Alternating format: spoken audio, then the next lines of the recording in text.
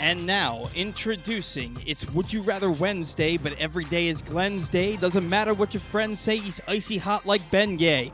Bars. He is Glenn Clark.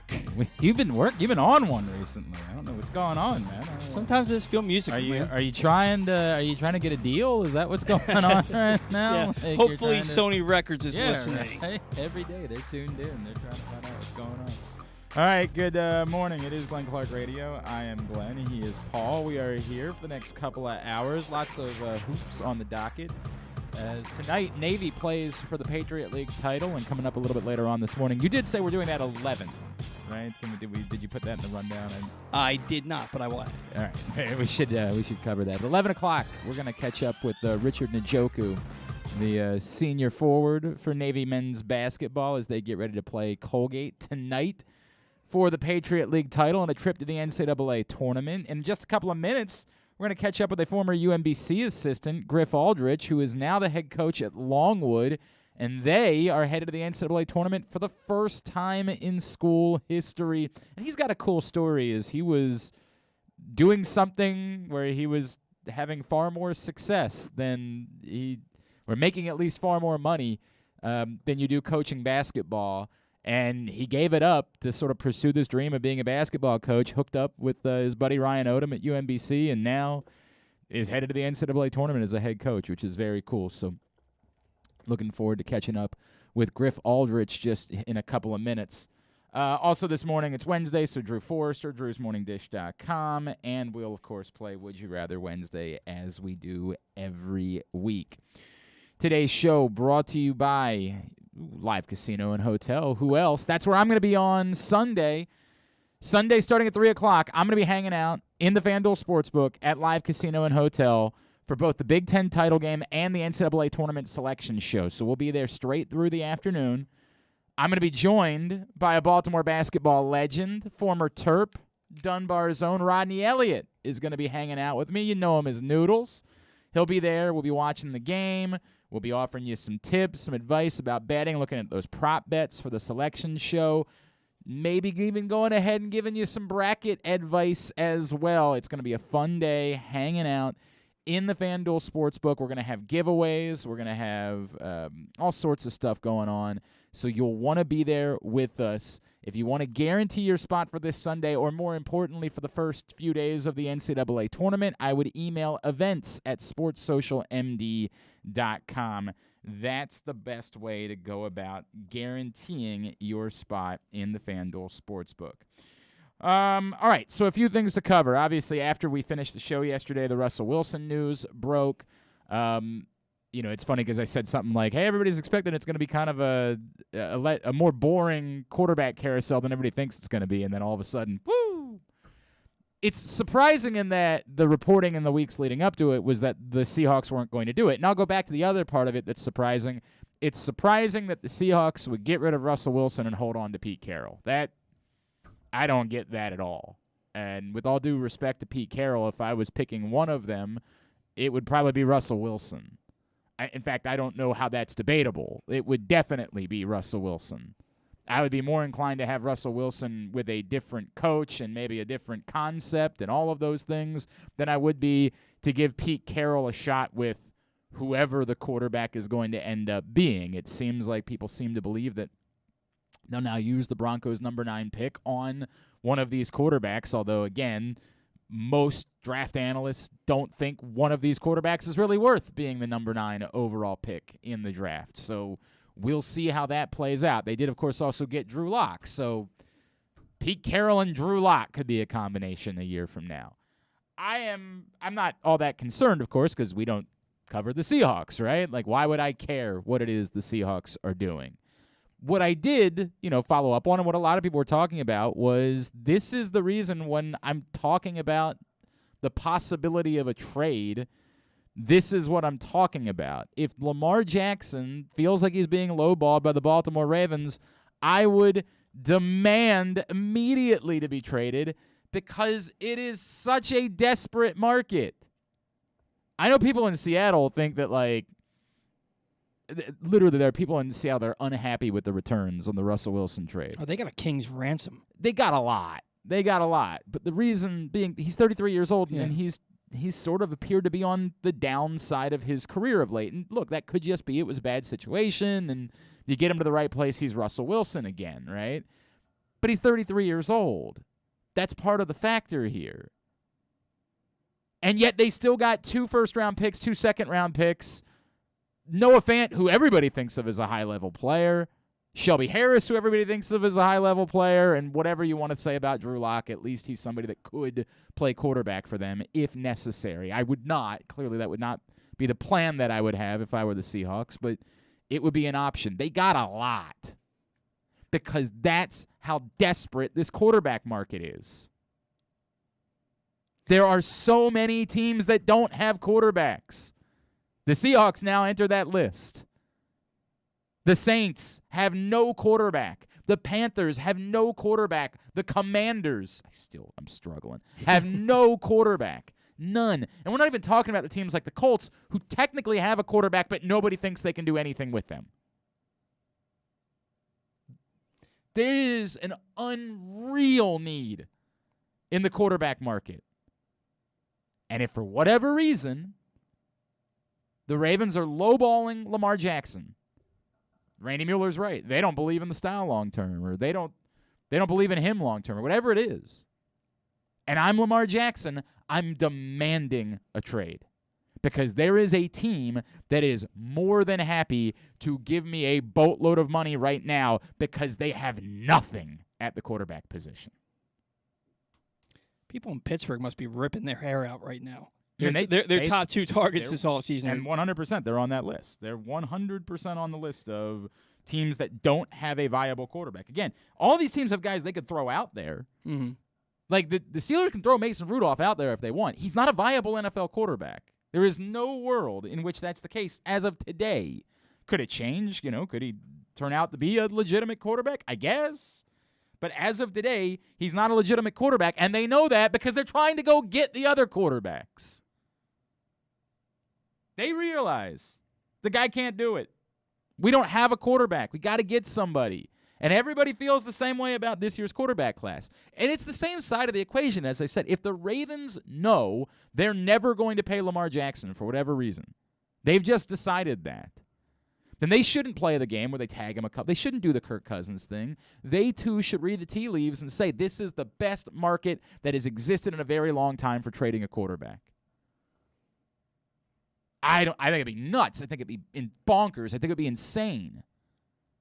But if they've made that decision, they should be looking to trade Lamar Jackson, not be looking to hold on to him and, well, let's see what happens and go from there. Again, I think it's crazy, and I don't believe that's the case. I believe, much like Randy Mueller, that as awkward as everything is, at some point, cooler heads are going to prevail here, and they're going to get a deal done. Aaron Rodgers alleges it's not a 4-year, $500 million or $200 million. Can you imagine 4 years, $500 million? $125 million a year. Oh, yeah, hell. Although you could make an argument. Set the market. If somebody was worth it. Aaron Rodgers alleges that's not the deal that he's agreed to in Green Bay. He doesn't explain what it is, but he alleges that the numbers are inaccurate that have been reported. Okay, if it ain't, it's probably somewhere pretty close. All of the word has been that there's going to be a $50 million quarterback, like that Aaron Rodgers was likely to get to that number. So whether he does or doesn't, we'll find out. He alleged on Twitter that the numbers that were reported were off, that he is indeed coming back to the Packers, but the numbers that were reported were off. We'll see. I mean, we'll get those answers pretty quickly here. Ultimately, that's about where this is going to go. This is what Josina Anderson said last week. If you're Lamar Jackson, why are you in a rush? Let everybody else go ahead and get those $50 million deals, and then say, now here's the number.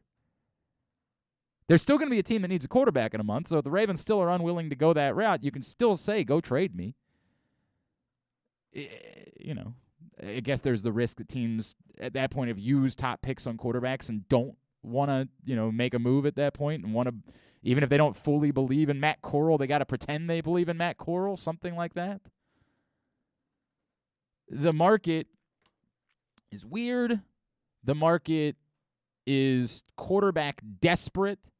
I have no idea how the Russell Wilson thing is going to work out in Denver.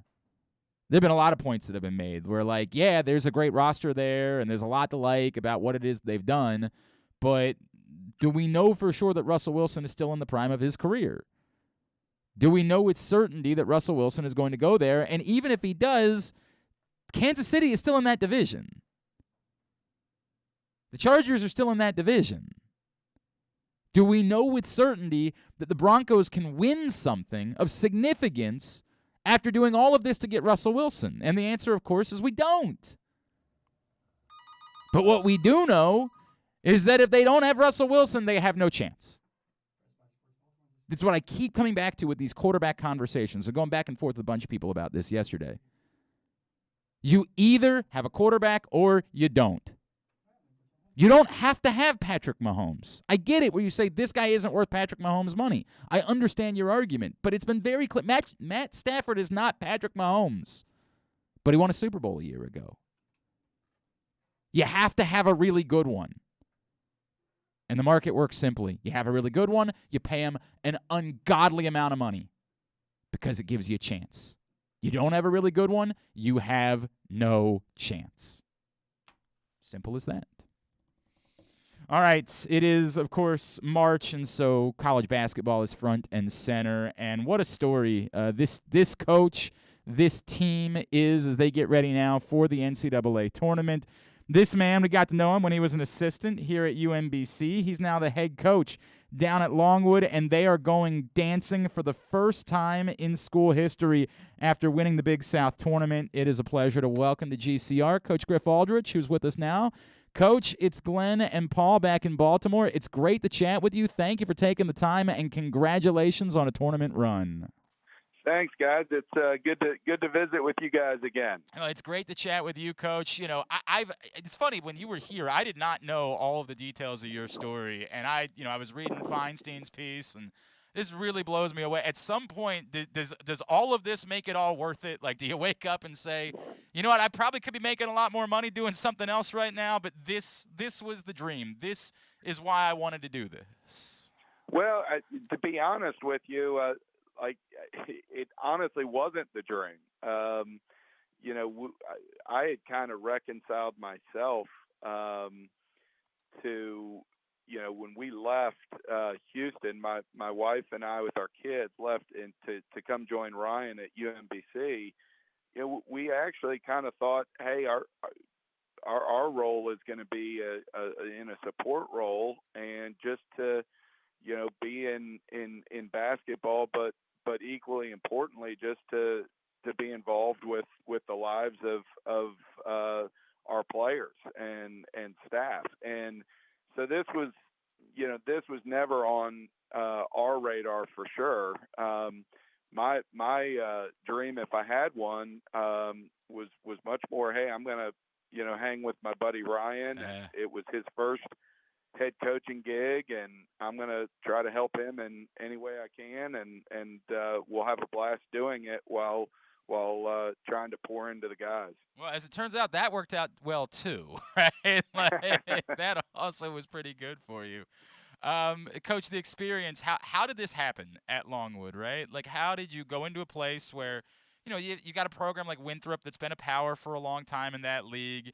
You have a school that's never been to the NCAA tournament. How did it occur that you were able to get there and get this program to a place where, obviously not only did you win, but you won, you were pretty dominant en route to winning the Big South this year?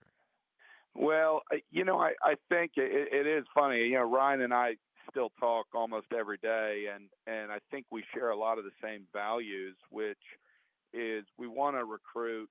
We wanted to build a program with high character and high quality people, and that starts with the staff. One of the main things for us here at Longwood is we wanted to assemble a staff that was really focused on investing in our players and their development, both on and off the court. And I think that's been a huge piece to this that doesn't get talked about enough.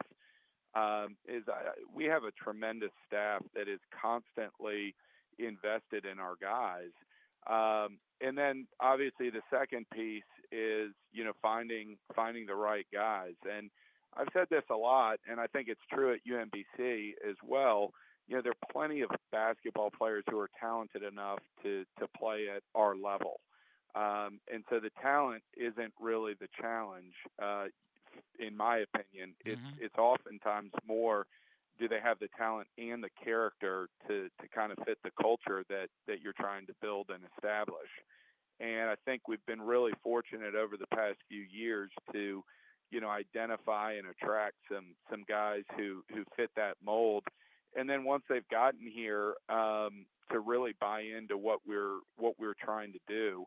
And it's been a lot of fun to just kind of see the growth and transformation of our players.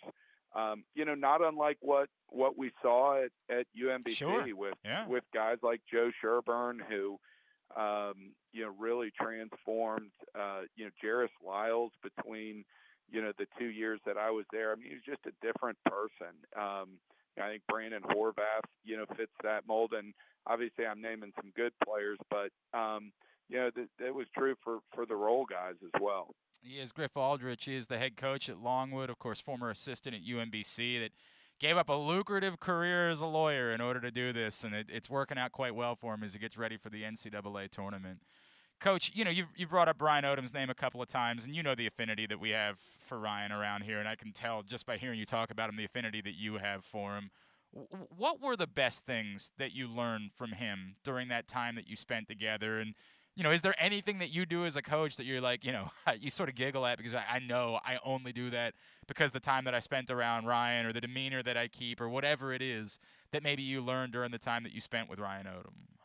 Well, yes. I mean, I so much of what I do is impacted by Ryan. Ryan and I, we're best friends in college, but we also could not be more different than one another. Interesting. He is calm and cool and, not relaxed, but he's much more even keeled. Oh, like I'm fiery and intense and,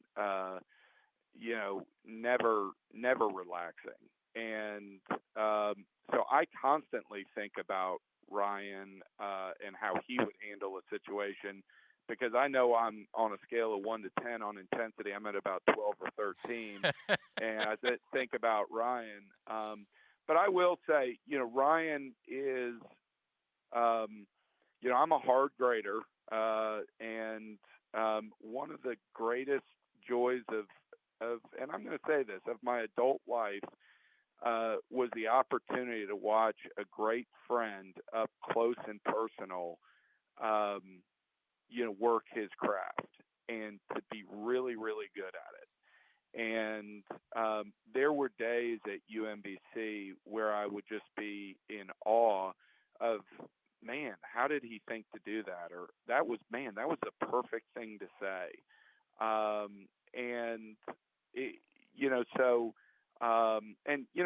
Ryan's a close personal friend, so I know his warts as well. But, it's really a great joy to kind of see him up close and personal and how he ran things. And, there were a lot of things, over those 2 years that we were together. And even still now we talk about our programs, how we would do things or what we should do in a particular situation. I think, his calm and his demeanor, and his ability to provide confidence to his team, where I'm kind of hey, let's all just work harder. There needs to be a balance. And probably the biggest thing that I took from him, was that. And, I'm a control freak. And Ryan is, hey, let's put him in a position and go let him make plays. And I have really catapulted towards that, in many ways, just as a result of watching him coach. You're still emotional though, right? Like you still got the, Ryan, you guys would win the biggest games in the history of the school and you wouldn't get any emotion out of him. I'd like to hope that you showed a little emotion after you won the Big South tournament. Oh yeah. Well, no, we're very different in that regard. You can watch, if you watch me coach, I think I was still coaching with about 3 minutes left, up 20, and like we were down 5. But that's just my personality. But yeah, we're definitely different in that regard. I imagine it's not very difficult for you to get this group of guys to believe that they're capable of winning whatever the first round game is that you guys end up with in the tournament, given your own history. I imagine you don't have to try too hard in order to get them to buy in. Well, I think so, but I think, where we'll really kind of push them is much more of this. We've got a mature team, and we've got a team that their chemistry is about as good as any team that I've been a part of. And I really think it's that chemistry and their love for one another, which has been the secret to our success. We've got a lot of talented guys, but a lot of teams do. But the difference, I think, for our team, or one of the key elements, has been they've really been willing to sacrifice their own personal accolades and their own personal glory for the betterment of the team. Again, very similar to that UMBC team where you had guys like Jordan Grant, who had started for years, and then boom, KJ Mora comes in, and now Jordan needs to play a key critical role for us, but he's not starting. On our team this year at Longwood, Jordan Perkins is a grad transfer. He started for 4 years at North Carolina Central, is the number 2 all-time assist leader in North Carolina Central's history. And he comes to Longwood, and my guess is he wasn't thinking that he was going to now start to come off the bench, for the first time in his collegiate career. But that is a young man who said, hey, that's the role that we need me to play, and I'm going to do it to the best of my ability, and I'm going to have a smile on my face, and I'm going to lead these guys. And he's been tremendous at that. It really does. What you're describing really does remind me a lot of that group that you guys had, that incredible group in 2018. Again, we'll see what happens, but you like the parallels. With that in mind, are you going to attempt this week to replicate anything that you guys did in 2018? Are you a superstitious guy at all? Do you root for Grant Hill's team to come work your games? Do you do anything like that to try to replicate what it is that you guys did in the lead up to the Virginia game in 18? No, not at all. I'm probably the least superstitious coach, and I'm confident that what I wear has nothing to do with how we're going to play. Well, it makes one of us. I heard an announcer the other day say all coaches are super. I was like, no, not all of us. It's very different. We've had a full week off where if you'll remember, we beat Vermont in that heroic shot by Jarris on Saturday. Then we traveled all Saturday to get home. And then Selection Sunday was, 18 hours later. And so this is a little bit different. We've got a little bit more time. I have no idea where we'll be seated. I assume kind of a 16 or a 15, but, we'll just kind of continue to do what we've done here, which is try to be really process oriented, try to, sharpen our saw a little bit on what we do. And then really kind of, the Sunday game against Winthrop, the guys really just executed at a high level and, just again, impress upon them the importance of their mental focus, to make sure that that's critical to what we want to do. Coach, congratulations, first of all. I mean, it's your story, seeing your beautiful family, and this dream that you're living out, and everybody that you've touched, and even in this community, I've talked to so many people that are just so happy for you and have become kind of Longwood fans now moving forward, and looking forward to seeing you shock the world. Congratulations on everything that you've accomplished down there. Whatever it ends up being, best of luck to you. And thank you so much for taking the time for us this morning. Well, I appreciate it. Baltimore will always have a special place in our heart. we love it. Loved it there. A quick aside, if I have a second. Yeah, of course. One of the neat things, we went to a church called Resurrection in Baltimore, and still talk to the pastor there a lot, David Wow. Drake. And as soon as we won the semifinal game, my wife got a text from some good friends from the church there, and it was a picture of them in their car making the 7-hour drive to Charlotte. Wow. Two families. So Wow. we love it. We loved it there. Still have a bunch of great friends there, and certainly a lot of wonderful memories. I didn't even think about the Charlotte parallel, by the way. I didn't even think about that as we were doing this. I guess been a pretty good place for you to be over here. Yeah, right. That's right. Ryan did say Charlotte's a pretty good spot. Man, no doubt, right? You might want to start thinking about investing somewhere down there. Hey, Coach, congratulations again. And seriously, I know it's a busy week. Thank you for taking a couple of minutes to chat with us. Best of luck in the tournament, all right? Absolutely. Thanks so much. Griff Y'all Aldrich. take care. Yep, you as well, head coach at Longwood. And very cool story. Again, I mean, when the guy was making significantly more money in his career as an attorney. Feinstein wrote about it in the Washington Post this week. I did not know this when Griff Aldrich was at UMBC. He was making, if not very close to 7 figures, as a very high-powered lawyer, and just sort of coaching basketball as like a funsy side project. Like, he still had it in his blood from his own playing career. It was just still something he enjoyed doing. But he was making real money as an attorney and just gave it up. Went to his wife. They talked about it. Ryan Odom, he had the connections. They, were old teammates and close friends. Ryan Odom gets the job at UMBC at the D1 level, and he's like, look, man, he takes the lowest level assistant coaching job that's available at UMBC that pays next to nothing. His wife says, I'm on board. I'm willing to do it. They move up. He gets this opportunity at Longwood. Now he's in the NCAA tournament. It's an incredible story. It's awesome. It's awesome, man, and it's cool because you know that this guy did this thing as an attorney. Probably got himself a nice little nest egg so that he could chase his passion. Right. It certainly his helps, dream. and I want to make that very clear. Somebody's going to say, "Well, it sounds you sound like someone going and joining the military." I'm not trying to suggest that he made like some sort of ultimate sacrifice. It's still a cool story. It's still neat to see someone who says, this is my dream, I want to live it out, touches people's lives in the process, is very well liked, and goes and accomplishes something that literally had never happened before in Farmville, Virginia. I know a thing or two actually about Farmville because my wife's Facebook. What's that? Facebook. Remember Farmville back in the day? That was a game. Yeah, I'm actually about the real Farmville.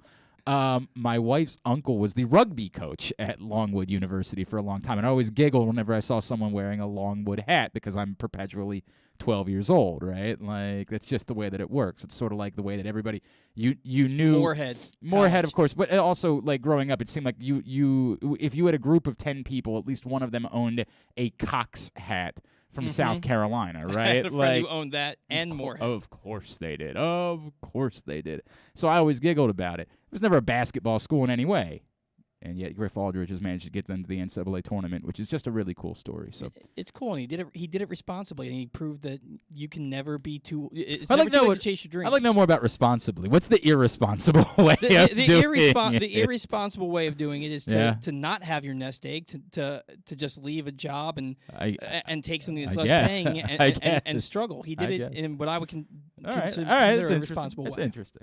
Look, man, I'm happy for him. I'm really happy for him, and I appreciate him taking the time for it. And I'll be rooting for Longwood. I got to think of there's no one that they could play in the first round that I would root against. I don't think, of course, when I see the brackets, if it's Villanova, who I just put a boatload of money on to win, not a boatload to win, but I put a good amount of money on them to go to the Final Four. And I'll sprinkle a little money on them to win the NCAA tournament. So when the brackets come out and they face Villanova in the first round, it's going to be very awkward for me. Going to be a little uncomfortable to say that I'm rooting for Longwood at that point. I can't wait for the day when I have sprinkle money.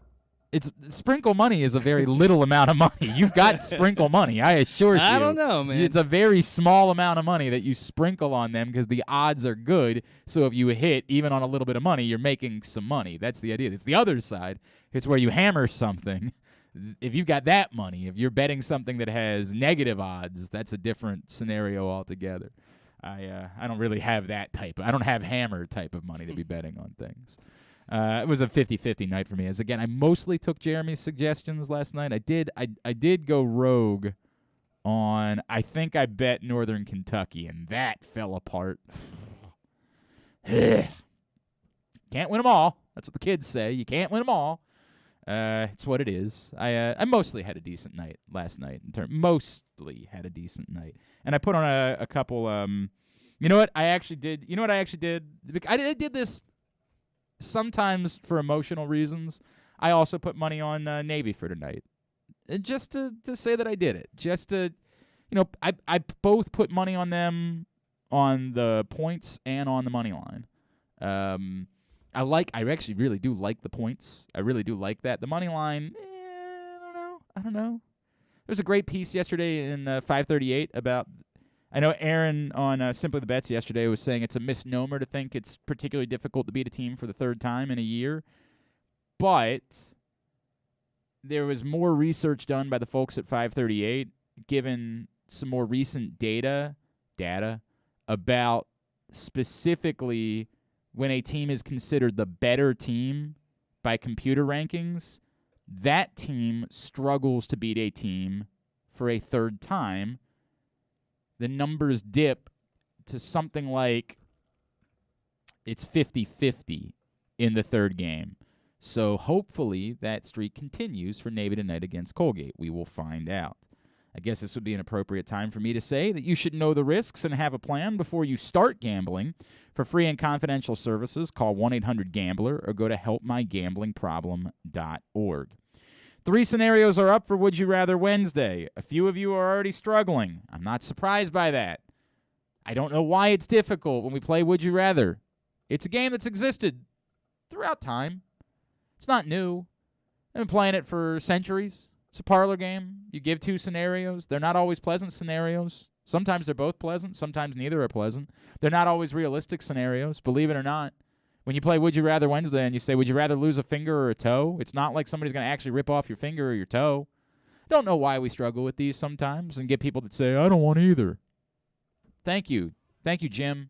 It's very helpful. You've added something to the internet today. Congratulations.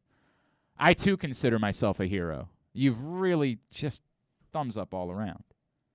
That being said, the scenarios are up. They are available for you, and you can get your answers in at Glenn Clark Radio on Twitter right now. I'll go ahead and give the 3 scenarios, then we'll talk about them more when Drew Forrester joins us. Scenario number 1, would you rather the Ravens indeed give Lamar Jackson the same deal that Aaron Rodgers may or may not be getting, 4 years and $200 million, or they trade him to the Texans for a similar package as what the Broncos got, or what the Broncos gave up, including Davis Mills replacing Drew Lock. So I can't give you the entirety of it. I don't know who the replacement players are. We're not going to go that far into the weeds, but a similar deal, a couple of first-rounders, a couple of second-rounders, a couple of players, and it includes someone who could play quarterback if you so choose. That's scenario number 1. Scenario number 2, the math has been done. With just 1 month of going back to hard quarantine, we can get gas prices back below $3 for the rest of the year.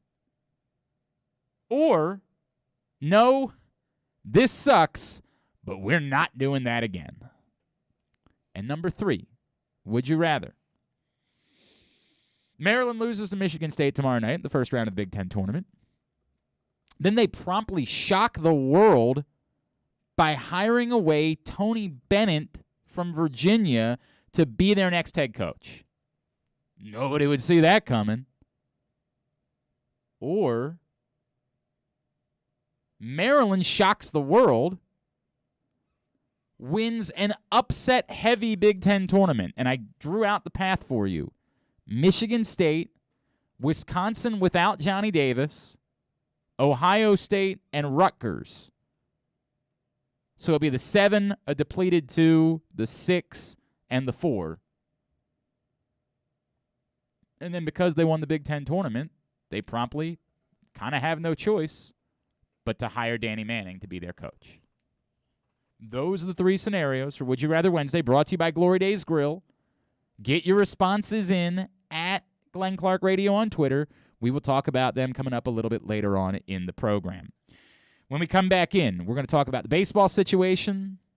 I am befuddled, man. I guess we're back to 12 teams in the playoffs. What the hell is going on? We'll talk about some of the scenarios that have been brought up in the ongoing, and I believe at the moment, ongoing negotiations. And Richard Njoku from Navy is going to join us as they get ready for the Patriot League title game tonight. That's on the way. It's Glenn Clark Radio. Sports fans, the wait is over. The all-new FanDuel Sportsbook is now open at Live Casino and Hotel in Hanover, Maryland. This is your chance to win big right in your own backyard. Bet on every sport with self-service kiosks and watch all of the action from the best seat in the house. Make every moment more at the all-new FanDuel Sportsbook at Live Casino and Hotel in Hanover. Please play responsibly. Gambling problem? Please call 1-800-GAMBLER or visit mdgamblinghelp.org. That first sip. That first bite. Start your day off right with a delicious breakfast at Royal Farms. Choose from a fantastic selection of fresh Royal Farms breakfast sandwiches and top it off with a rich hot cup of the freshest coffee in the world. At Royal Farms, breakfast is available day and night. It's the freshest breakfast in the world. Real fresh, real fast. Royal Farms. The newest edition of PressBox is available now. On the cover, we celebrate the 20th anniversary of Maryland men's basketball's 2002 NCAA Tournament Championship, as Gary Williams reflects on how the program rose from the ashes of NCAA sanctions to the pinnacle of the sport, and why his perspective of the title run has changed now 2 decades later. Plus, Juan Dixon, Lonnie Baxter, and the rest of the team relive the moments that ultimately led them to cutting down the nets in Atlanta. PressBox is available for free at over 500 area locations, including 60 Royal Farms stores. And you can always find the entire edition, as well as the best daily coverage of the Orioles, Ravens, and Terps at PressBoxOnline.com. Gambling can be a fun and entertaining experience, but there are risks involved. If you're planning on betting on the game at the casino or on your phone or computer, know your limit, stay within it. Set a budget and a time to stop. Remember, gambling isn't a financial solution, and it doesn't mix well with alcohol or drugs. Know the risks and have a plan before you begin gambling. For free and confidential services, call 1-800-GAMBLER 24/7 or go to helpmygamblingproblem.org.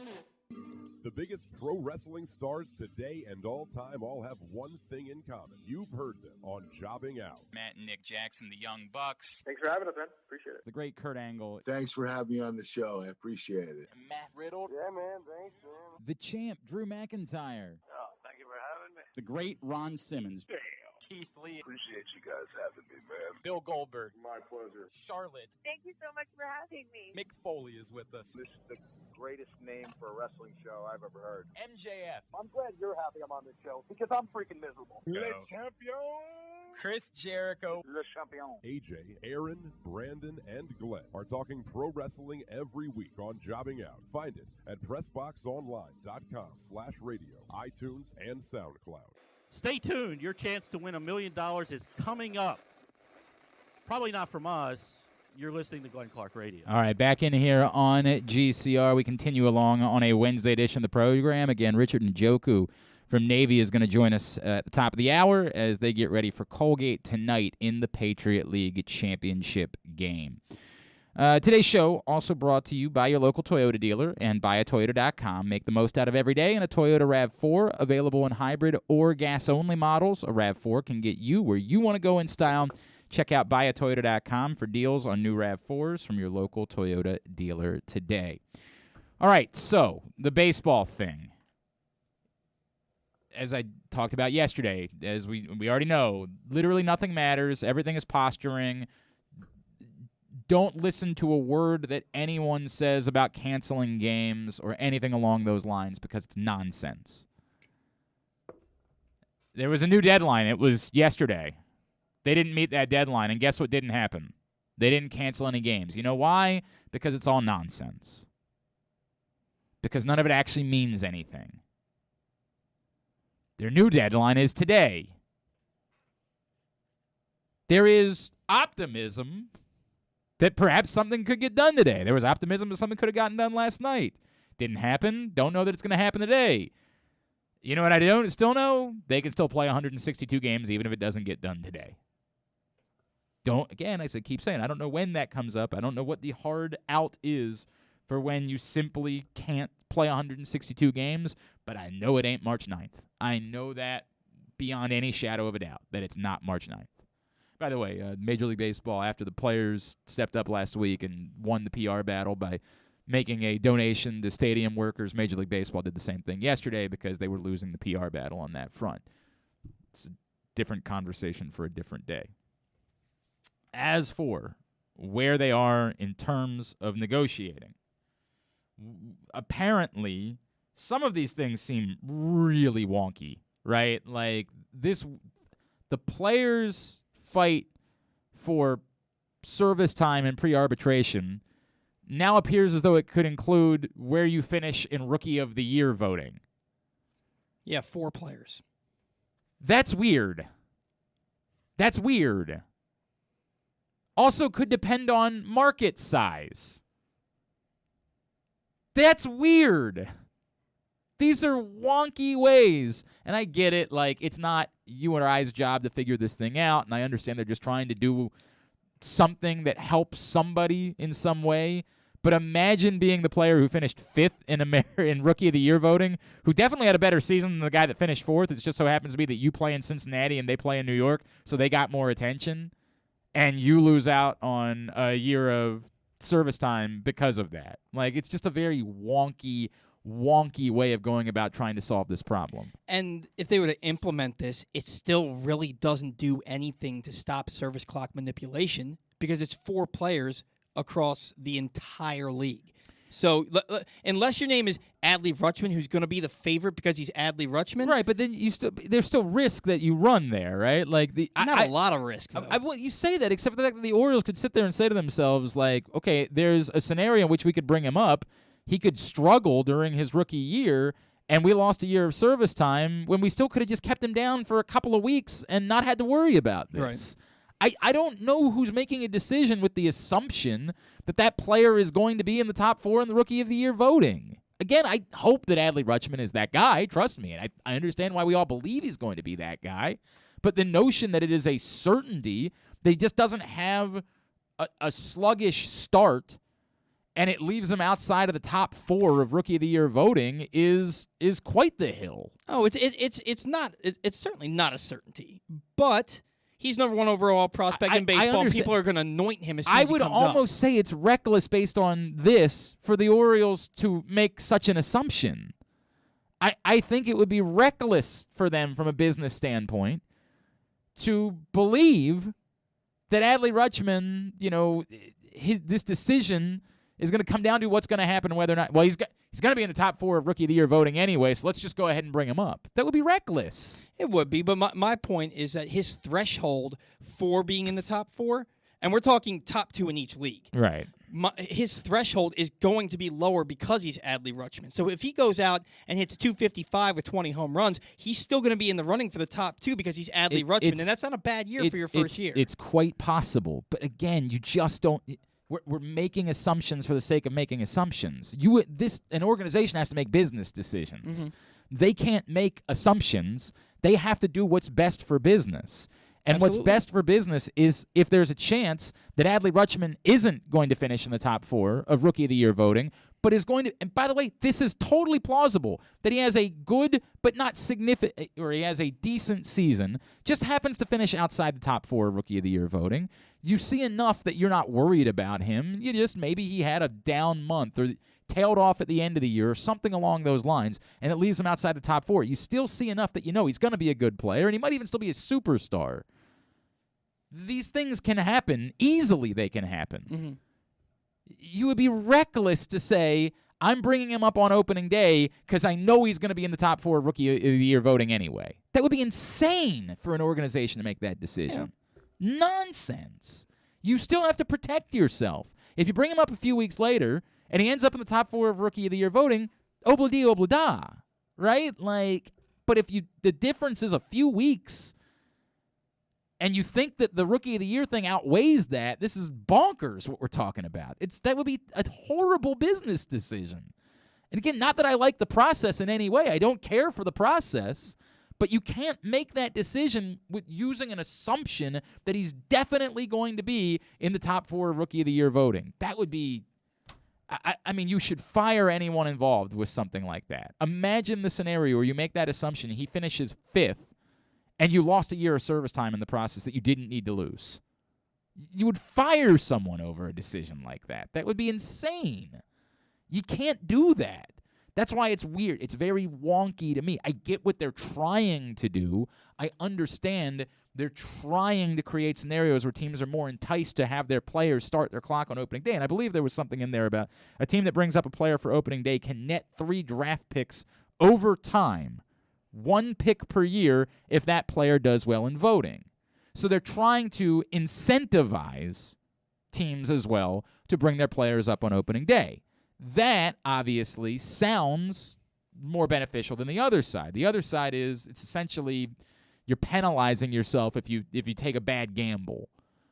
The idea where you're trying to incentivize teams. Now I got to know about what those picks are. You can net 3 draft picks over time, 1 pick per year. Was that an extra 8th round pick? Right. Is that enough?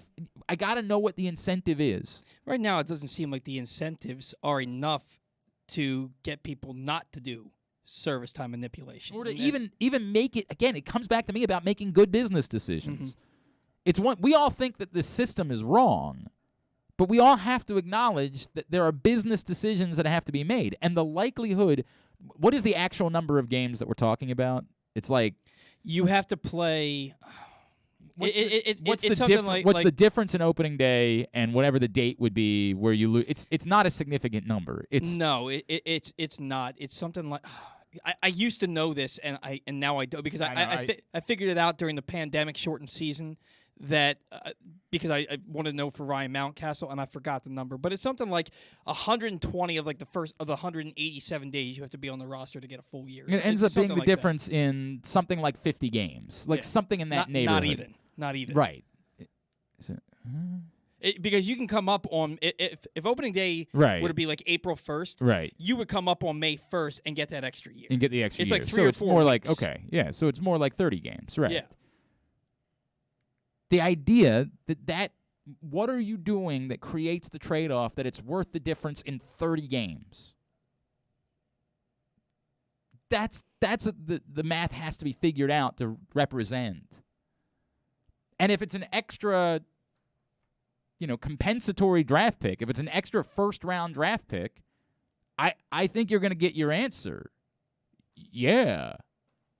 You have to wait until there are less than 172 remaining service days to promote the player for the first time to the Major League roster to get that extra year. And how many service days are there when the season begins? Like 187. Is it really that few? Yeah. I thought it's what it used to be. I thought that changed at some point. So, hang on a second. April, May, June, July, September, August. So, 6 times we say it's essentially 30, then it's about 180 days. Jesus Christ. It really is next to nothing. It's 187 days. Right. Yeah. So you really have to keep them down for basically 16 games. For 2.5 weeks, right. Yeah. That's what I thought that changed at some point. Boy, I remember that being the case all those years ago. I thought that at some point that changed. Boy, that's insane. So, again, what is the difference in 2.5 weeks? How are you making it so it's a better business decision to bring a player up on opening day than 2.5 weeks later? You can argue that the better business decision is to have your sellout for opening day. It's 1,000, especially in a place like Baltimore. Now, in a place where the games are going to be, well attended anyway. Yeah, like Boston. There are rare sellouts anymore, but Boston still sells out. They got a smaller stadium, right? Like Yankee Stadium doesn't sell out anymore. No, hardly. But they're still well attended, right? In a place like Baltimore, there's no debate. It's a better business decision when you know you're going to have a big crowd on opening day to create a secondary big crowd for your first game with Adley Rutschman. There's no question about which is the better business decision. So what do you have to do on the flip side in order to neutralize that business decision? Is an 8th round pick worth neutralizing a good business decision? I don't think so. What would it be? Compensatory first? Yeah, I think so. I just don't know. I was Evan Drellich's tweet just said netting extra draft picks. The team that brings up a player for opening day can net 3 draft picks over time, 1 pick per year, if that player does well in Rookie of the Year voting. So again, there's still risk involved. You bring that guy up, assuming he's going to do well in Rookie of the Year voting, but let's say he doesn't. Let's say it's just a struggle. Was it worth it? Was it worth that risk? It's got to be a high ceiling. It can't be anything outside the top 5 rounds for sure. Yeah, if you tell me I'm getting a 13th round pick, it's just who cares? There's zero chance. Yeah. None. It's not even worth the conversation.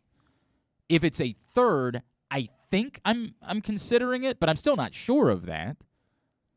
If it's a 1st, I'm pretty sure I'm willing to give it the risk.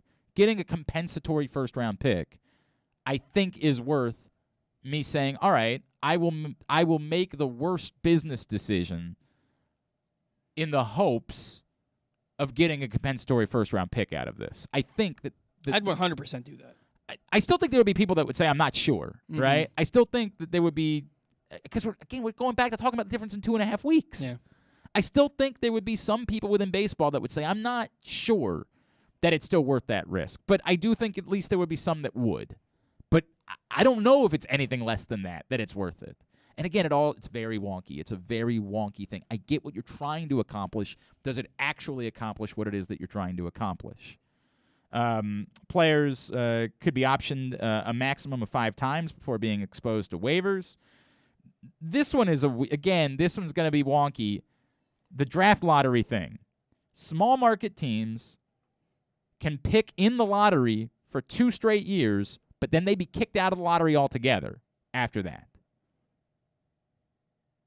If you have the worst record in baseball for 3 straight years and you're the Baltimore Orioles, the first 2 years you go into the lottery, which again doesn't guarantee you the number 1 overall pick. One of the top 6 is what they're looking at now. It guarantees you could have the 5th pick in both those 2 years. You have back-to-back 5th picks, and then you're still the worst team in baseball.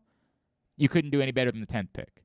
But if you're a large market team, and again, how they're defining this, we don't know yet, but let's say you're the Cubs and you have the worst record in baseball, you could have the 5th pick 1 year, and then the next year, you have the worst record in baseball again, you're out.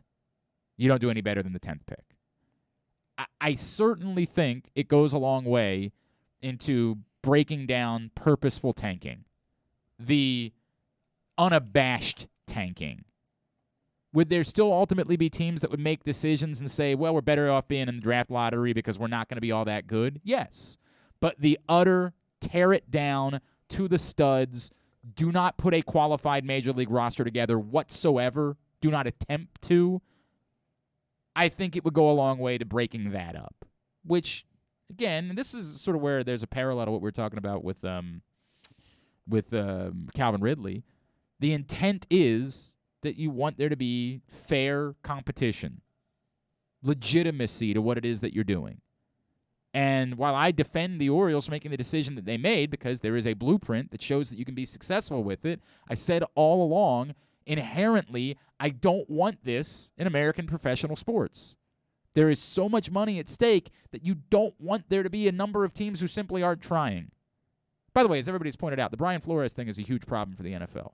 It doesn't mean that Calvin Ridley shouldn't be penalized, but 1,000% Stephen Ross should be stripped of his ownership of the Dolphins, if that's true. There's no gray area in there. And I will absolutely call the NFL out for that if they fail. But that doesn't mean that Calvin Ridley shouldn't be penalized. We're making false comparisons. With this draft lottery, yes, the Orioles picked 5th last year. Mm-hmm. They picked 1st this year. Yeah, they went 1, 2, 5, 1. Right. So if they're in the top 5 last year and this year, and this starts in the 2023 draft, are they automatically not able to pick before? We won't know. That'll have to come out in the details. Like, are they starting the clock? Do you get 2 years from now and then the clock starts? Mm-hmm. Or is the clock retroactively starting? Typically, when you do these types of things, you don't retroactive anything. You start it now. And I think most of, even the the larger bases, the banning the shift, they're not even implementing that until 2023. Right. So it might very well be that this is sort of a wild, wild west year because teams have already made decisions based on the old rules, and they'll say, all right, this is it. You got 1 year, wean yourself off of whatever it is that you were doing, and be prepared for 2023 when all of these new rules kick in. That would be my gut as to how it would play out. But then again, even with that, let's say the Orioles end up with the number 4 pick next year. Like at what point? I guess you have to implement the lottery. I would assume you have to have implemented the lottery first. Mm-hmm. I would assume that the earliest this starts is the 2023 lottery, and then you can be in the lottery twice, and then you're out. That would be my gut. The Wild West in baseball: shifts, steroids, and tanking. What a year! Yeah, man. Look, man, get it all out of your system now.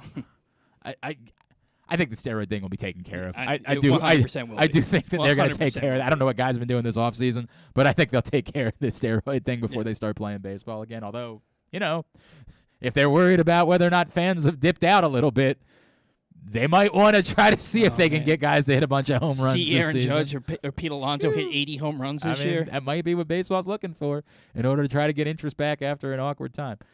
Look, we'll see. Yes, what do you got? Bob Nightingale, breaking. The MLB and MLBPA have agreed to terms on a new CBA deal for 2022 to 2027 seasons. An announcement from Rob Manfred will be made at 12 p.m. Eastern Standard Time. So there you go. And that's wait a second. Are you sure that's actually Bob Nightingale? Are you sure you didn't get duped? It's him. You don't see a check mark there. Bob Nightingale's Twitter is a check mark. I don't think that's actually you were him. right. Yeah, It's Bob sorry. Nightingale 3. I apologize. Yeah. I got excited. Yep. I'm sorry. It's the first thing you got to do whenever you see something like that. you're right. You got to quickly make sure you're not getting duped. I got jumped through the roof excited. I apologize. Yeah. I got ahead of myself. Paul, I get it, man. I get it. We all want baseball back. I certainly understand wanting to be excited, but no, you got to make sure we double check on that. No deal as of yet, but that doesn't mean that the deal won't happen. The international draft, by the way, according to the real Bob Nightingale on Twitter, the international draft appears to be the last big remaining obstacle to reach a labor deal today. MLB badly seeks it and will eliminate all qualifying offers for free agents in return. Wow. The union still is opposed as it receives input from players, former players, and agents. So, that's another one that's interesting to me. Like the Orioles finally dipped their toes into the international waters in recent years, and now it's going to be pulled out from underneath them. Like, hey, remember all those inroads you made down? Nah, it doesn't matter now because we're going to start drafting those guys. Like, that would be a bit of a bitter pill to swallow, but, Is the international draft the same rules as a regular draft? I would presume it would be very similar. Yeah. Like, I would presume it would be, I don't know. I guess maybe it would be based on, I don't know what they would do with that. I really don't know what they would do with that. I don't know if they would do it by record or maybe they would just simply do it by, like, who got first picks last year. I would almost think that would be more of a rotating thing, right? Like, everybody should have the same access to being able to sign international prospects. And look, you still need to have academies. You still need to have scouts even with a draft system. You still need to have those relationships down there to get to know these players better and know who you should be drafting. It's just not the same as like a recruiting system where you're trying to get people to buy into what the Orioles are doing. Maybe they do it by farm system rankings, but those are so objective. I don't know how you would do that. Yeah. I don't know how you would do that. I would think it would be more taking turns. This, like last year, this team, we're going to keep rotating through, right? Like maybe you set the order by record right now, and then you just keep move number 2 to number 1, number 1 down to number 30, 3 to 2. I don't know. I haven't heard anything about how they're thinking about the international draft order. I don't think it would be the right thing to give teams the first pick in both the collegiate or the amateur draft and the international draft. I think that would be a mistake. But we will see. There is optimism that a deal will get done today. All right, today's show is also brought to you by the print issue of Press Box, which is available right now. On the cover, you see Gary Williams. We celebrate the 20th anniversary of Maryland's run to the 2002 National Championship. You can go pick it up for free at your neighborhood Royal Farms, any of the hundreds of locations around town where you find Press Box, or read it all at PressBoxOnline.com as we celebrate the 20th anniversary of that special Maryland team. And speaking of college basketball, we had to do this a little bit earlier on today because of their schedule, getting ready for the Patriot League title game tonight, but a great opportunity to catch up with Navy's Richard Njoku right here on Glenn Clark Radio. Well, tonight, the Patriot League Championship game as Navy travels to Colgate, looking to get back to the NCAA tournament for the first time in a couple of decades. Joining us now, man, who's a big part of the reason why he is there. He's a D.C. native. He is senior forward, Richard Njoku, and he's with us now here on GCR. Richard, it's Glenn in Baltimore. It's great to chat with you, man. Thank you so much for taking a couple of minutes for us this morning. I appreciate you having me on. Thank you. Absolutely, man. Richard, can you take me back? I know you guys are still, you're thinking about tonight. That's what matters. But can you take me back to Sunday? Holy crap, what a game. And specifically, when things went south at the end of regulation, right, where it looked like you guys had put it away, but they battled back, how did you guys pick yourselves back up in order to get the job done in overtime and not be overwhelmed by the fact that you had an opportunity that had kind of slipped away there?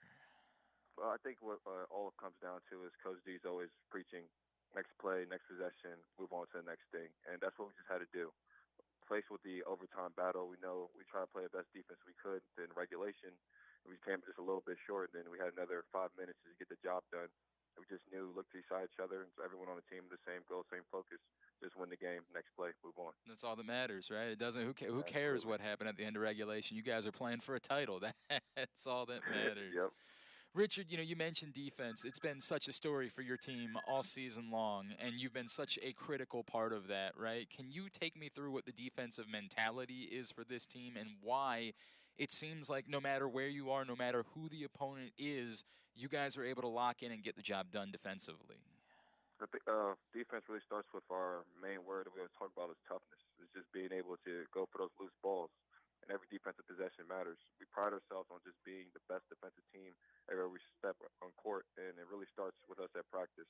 We're always screaming, always talking loud, making sure we understand assignments, and that just carries right into the game.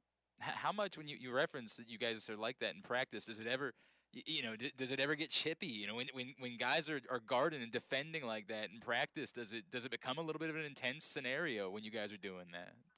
Well, absolutely. I mean, I think that's what we pride ourselves is. It also brings together our connectivity as a team. Even though we get chippy at times or we're just talking, it's just the nature of the game. And then at the end of the day, we know it's all love between the lines. No doubt, no doubt. Richard Njoku is with us again. Navy Colgate tonight for the Patriot League title.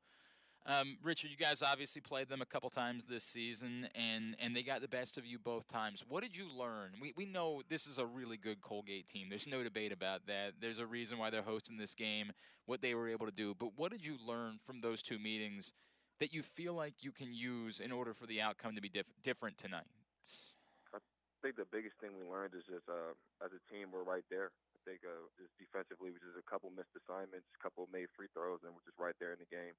They just learned to just take our time with the game, just try to get a good feel for it, and just understand that it's our game, we can win, and we'll just show that tonight. And obviously, you guys were right in there until the end, just a couple weeks ago when you guys played at the end of the regular season, right? Like that was clearly a very hard-fought game that probably showed you guys just how close you were to them.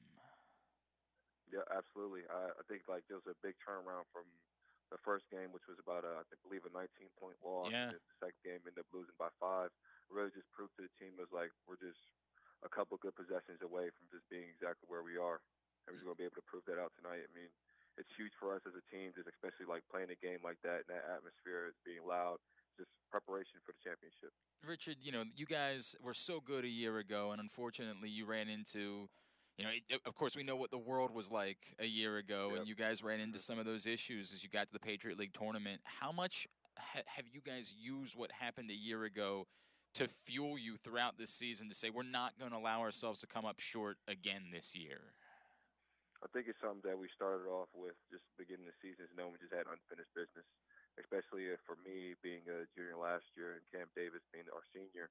And being a part of me and Cam being the ones out was really disheartening. Understanding just how our team went out last year and just having that chip on our shoulder the whole season. Just understanding we got somewhere where we need to be, and we've just been chipping away at it every single time. And obviously, here you are, right on the precipice of getting the job done and getting into the NCAA tournament. Richard Njoku is with us ahead of tonight's Patriot League tournament title game. Richard, what would it mean to you? I don't want to get ahead of ourselves, but what would it mean to you as someone who chose to come to Navy out of a strong St. John's program, had options, to get this program back to the NCAA tournament, for knowing this is it for you. You don't get that, the option that other players around the country to take a 5th year. What would it mean to you to get into the NCAA tournament? Honestly, it would mean everything. Just understand that all that hard work, all those 4 years, sacrifice, blood, sweat, and tears to this game, and for my teammates, this family that we've built, it would mean everything to be able to accomplish that championship goal tonight. I mean, we preach about it. It's been our main goal for the entire season, and just be able to seal the deal would be amazing. Is there any thought for you that maybe you might be better off just playing with one shoe moving forward? Have you thought about that even a little bit as the season's gone on? I don't like to get into my bag of secrets a little bit. But I mean, if it happens, it happens. You just continue to play on. You just move on to it. If the shoe stays on, it stays on. If it comes off, it comes off. Just be able to. You got to work through it. That little mentality, toughness. You got it. I love that, man. Now, maybe this might be interesting. Perhaps like in the middle of a defensive set tonight, if the game's tight, perhaps you just take the shoe off, see if it distracts them, knowing you can handle yourself no problem, and see if maybe they end up throwing the ball away because they're so confused by what you're doing. Hey, man, you never know what can happen. You never know what can happen. But if it does, you're first. If you didn't see a couple weeks ago, Richard lost his shoe coming down the floor and just tossed it aside. Which, by the way, had that ever happened? It seemed like you were so comfortable in that moment. Had that ever happened to you before? I'm going to be honest with you. That's never happened to me before. So it's just kind of like an instinct thing. My body just reacted, and I was just ready to continue to play. It worked out perfectly, man. It worked out perfectly.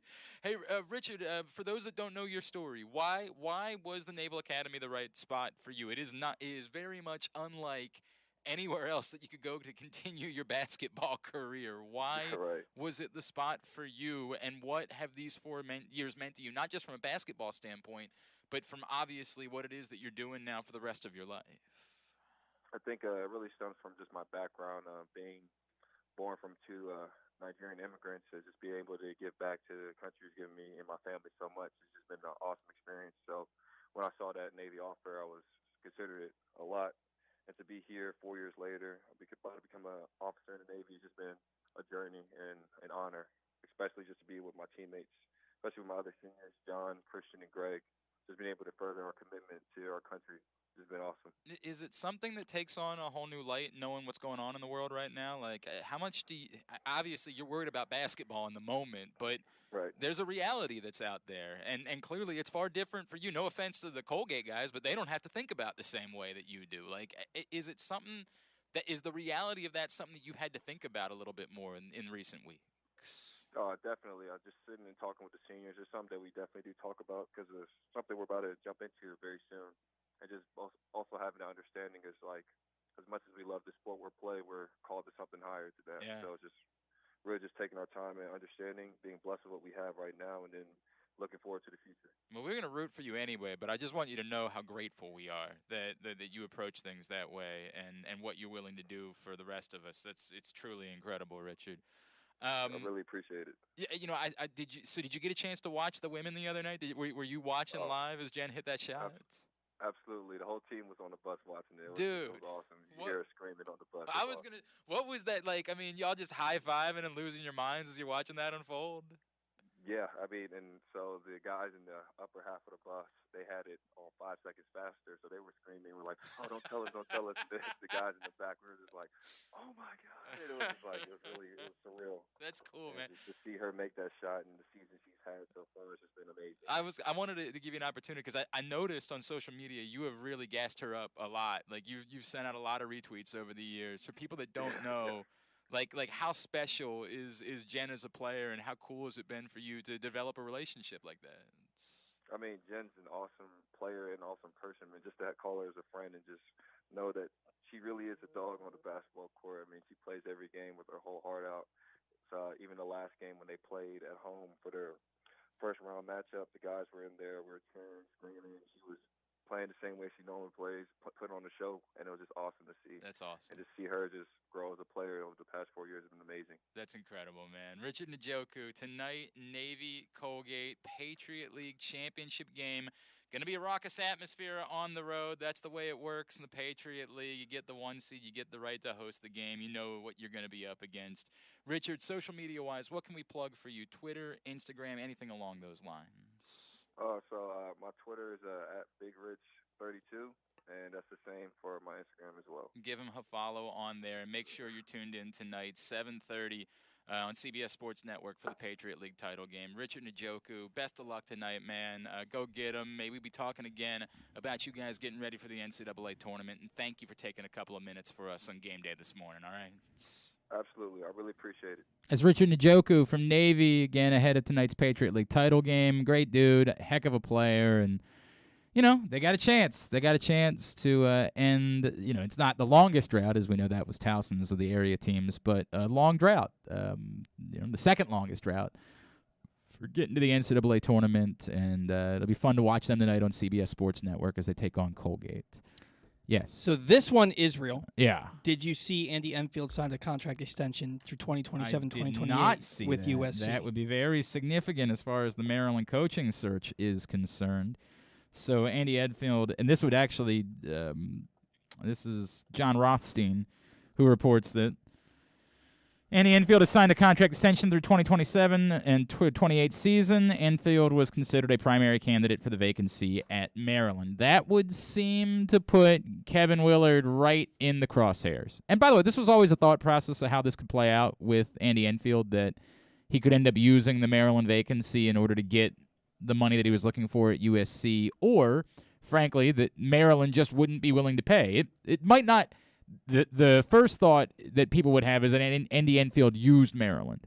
There is always the flip side to this, and I know it's not always that you're a victim.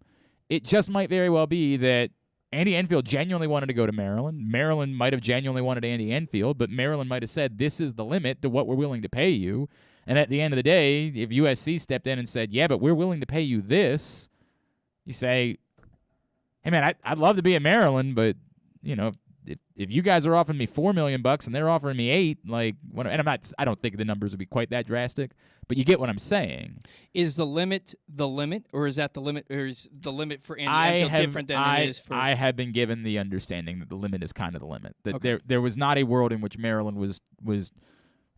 And we'll get to this when we get to Would You Rather Wednesday, but I was to understand in the little bit of reporting that I have done that there would not be, you know, for this coach, we're going to extend past this number. Their realities financially are their realities. They have what they have to hire a coach.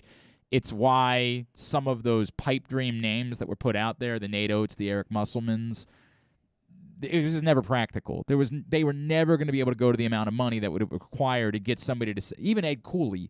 Like, we can say Ed Cooley's really happy at Providence, and there's no reason for him to leave Providence in order to go to Maryland. But, you know, for a certain amount of money, I think anybody could leave happiness, right? I don't think Maryland was ever – my understanding is Maryland was never going to go there money-wise for a coaching candidate. Their number was going to be their number. They were going to have a competitive number, and a number that was similar to what other coaches make, but they weren't going to exceed that in order to land one specific coach. They believed they had enough qualified candidates they could hire from and that people would be interested in the job, that they didn't need to try to double down on funding. Now, as has been pointed out, I know Jeff Ehrman's pointed this out a little bit when he's done his reporting, there is always the possibility that there's something happening so far behind the scenes that there's simply no way for anybody to know about it. Mm-hmm. Jeff is even more plugged in than I am. I'm plugged in, but admittedly, I'm not doing the day-to-day work that he's doing on this. I'm not making calls every day. I make calls the Rick Pitino day, and I got that shot down pretty quickly.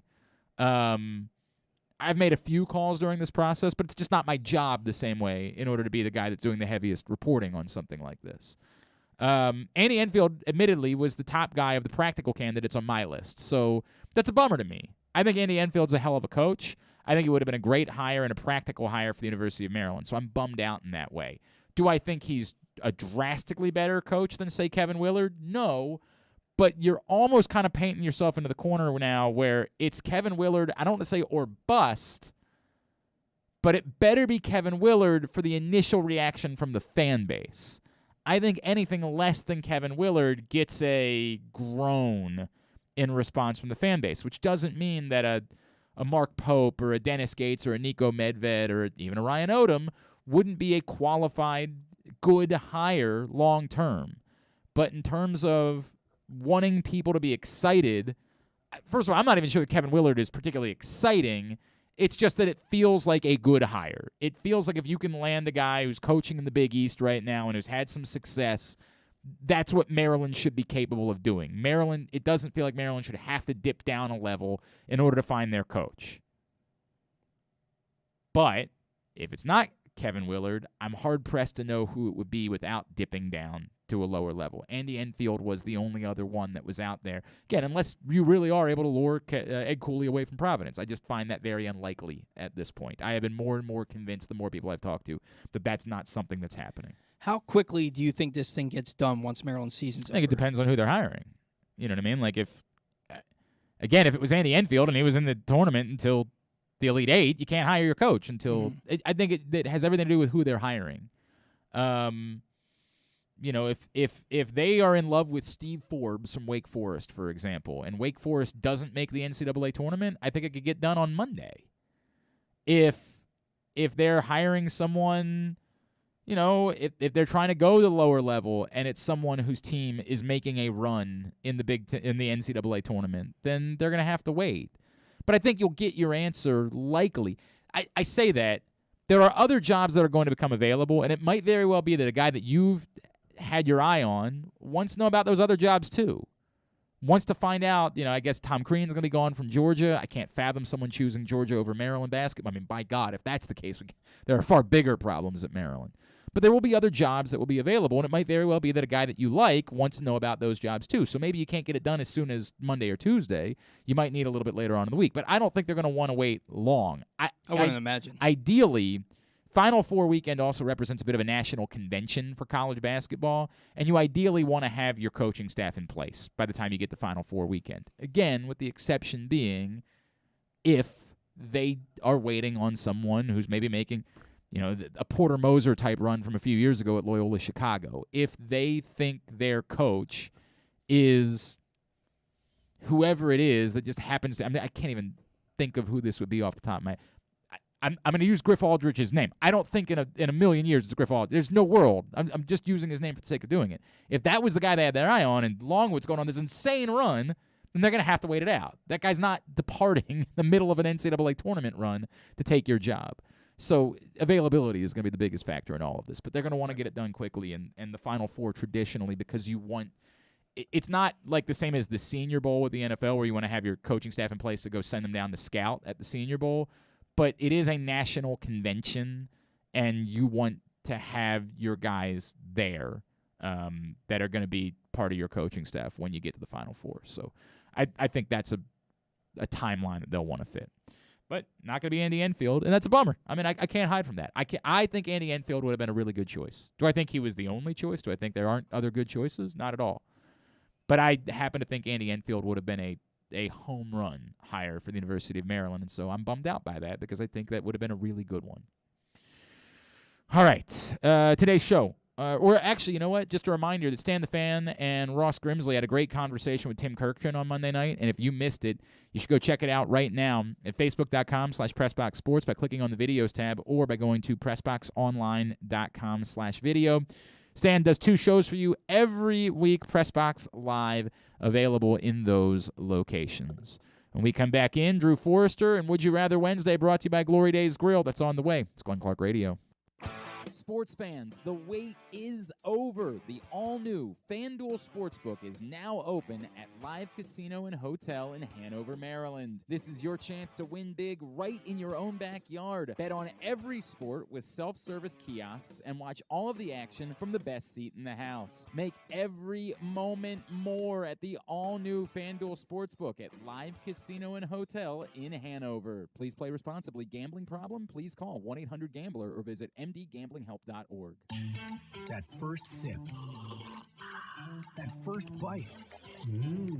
Start your day off right with a delicious breakfast at Royal Farms. Choose from a fantastic selection of fresh Royal Farms breakfast sandwiches and top it off with a rich hot cup of the freshest coffee in the world. At Royal Farms, breakfast is available day and night. It's the freshest breakfast in the world.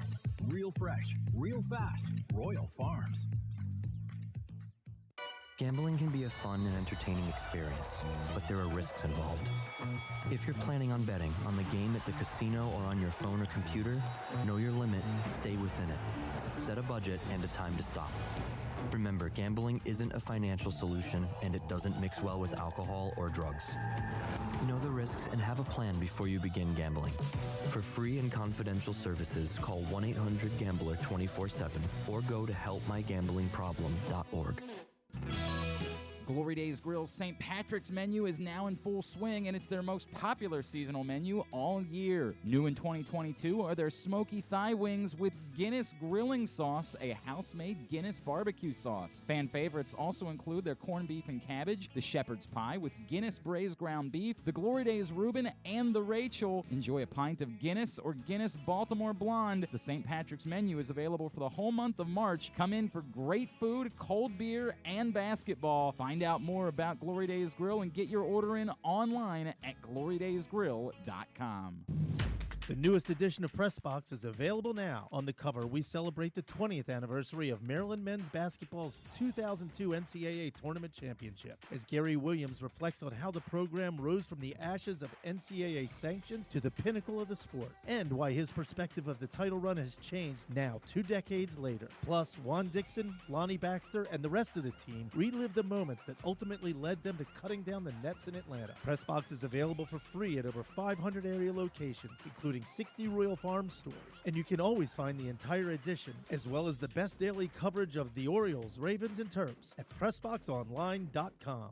The Toyota Tacoma comes in a wide range of models and trim lines. You can choose the perfect Toyota to reflect your unique personality and driving habits. Check out buyatoyota.com for deals on new Tacomas from your local Toyota dealer today.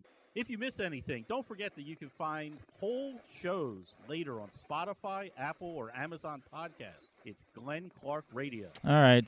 By the way, the real Bob Nightingale says that if agreement is reached today, the tentative plan is for opening day to be April 6th or 7th, with the regular season extended by 3 days. The other missed games from the week-long delay would be made up in double headers during the course of the season. So they'd have a lot to figure out in that, making that happen. What dates did you and Drew have? We still have to figure out a punishment for me because I said March 31st, and that ain't happening. Almost certainly not happening. Yeah, I mean, it doesn't matter what Drew I think, said the middle of the month. I figured out. You said like April 2nd. I think I said April 1st because I figured out there was no way I could lose if I just said April 1st. So, yeah, we'll have to figure out what the punishment is for you. You got anything in mind, Forrester? What Paul's going to lose this bet. What should he have to do? Well, I don't know, but baseball can't start on April the 7th. Why not? It's the first day of the Masters. Well, I got bad news for you, bro. I got real bad news for you. I love you, but they're probably going to go ahead and do what they're going to do no matter what. Well, they can start on April 7th, but no one's going to go to the games. Well, I got bad news for you on that that front, too. No one's going to go to the games, but go ahead and start on April 7th if you want. This is a straight shoot. There was a year where I've rarely over the years did I sit in the press box on opening day. I just, the opening day was a celebratory day. I didn't want to work. I wanted to, other than the time where we went down and hung out with J.J. Hardy, that wasn't very celebratory. But outside of that, I mostly wanted to drink a little bit. But one year I went on opening day and I sat in the press box with Luke. And at one point I pulled up, there was a Davis Cup match going on. And Luke looked at me like, "Are you really watching tennis in the press box on opening day?" And I was like, "Look, what am I going to be the only guy tonight at the bar that's not talking about the Davis Cup? Of course I'm watching tennis." Right.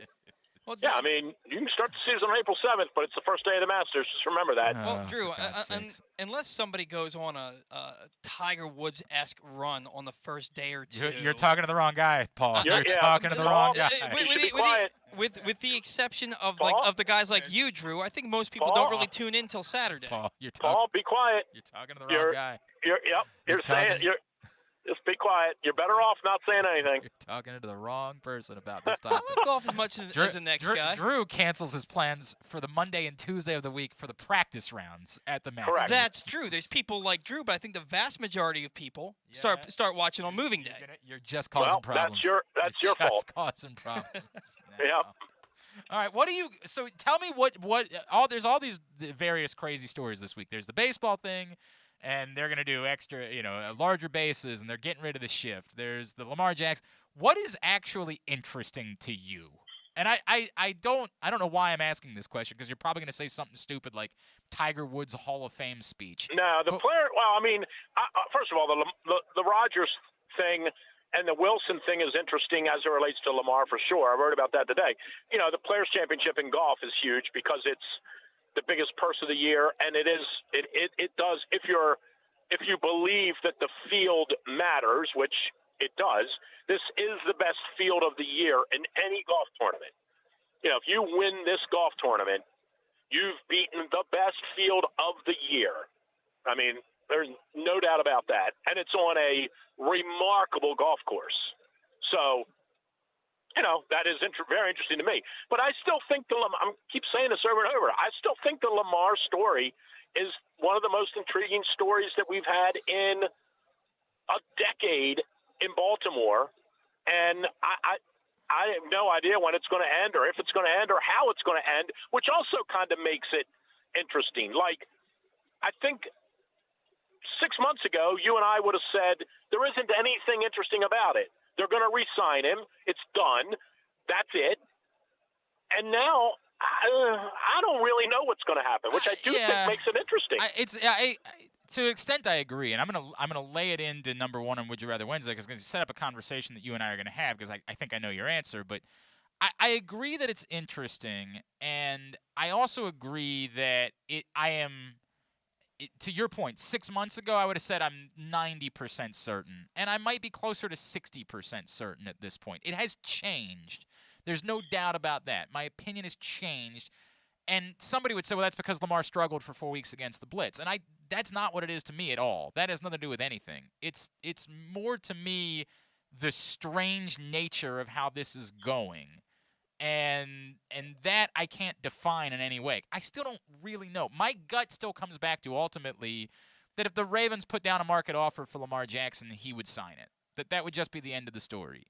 And that all of this is still mostly posturing, right? Like, what he's saying, hey, I'm willing to play on 2 franchise tags. You say that, of course, because the franchise tag number is absurd, and you want to skip ahead to the part in negotiations where you say, hey, are you going to be willing to franchise tag me? Because if you are, I know what you think my value is. So we start the conversation there. Let's just go ahead and skip through all of the other nonsense where you're trying to negotiate, and let's throw out numbers. Let's not waste each other's time. If you're willing to franchise tag me, then I know how much you're willing to pay for me. And if that's the number, then we start the negotiations at that number.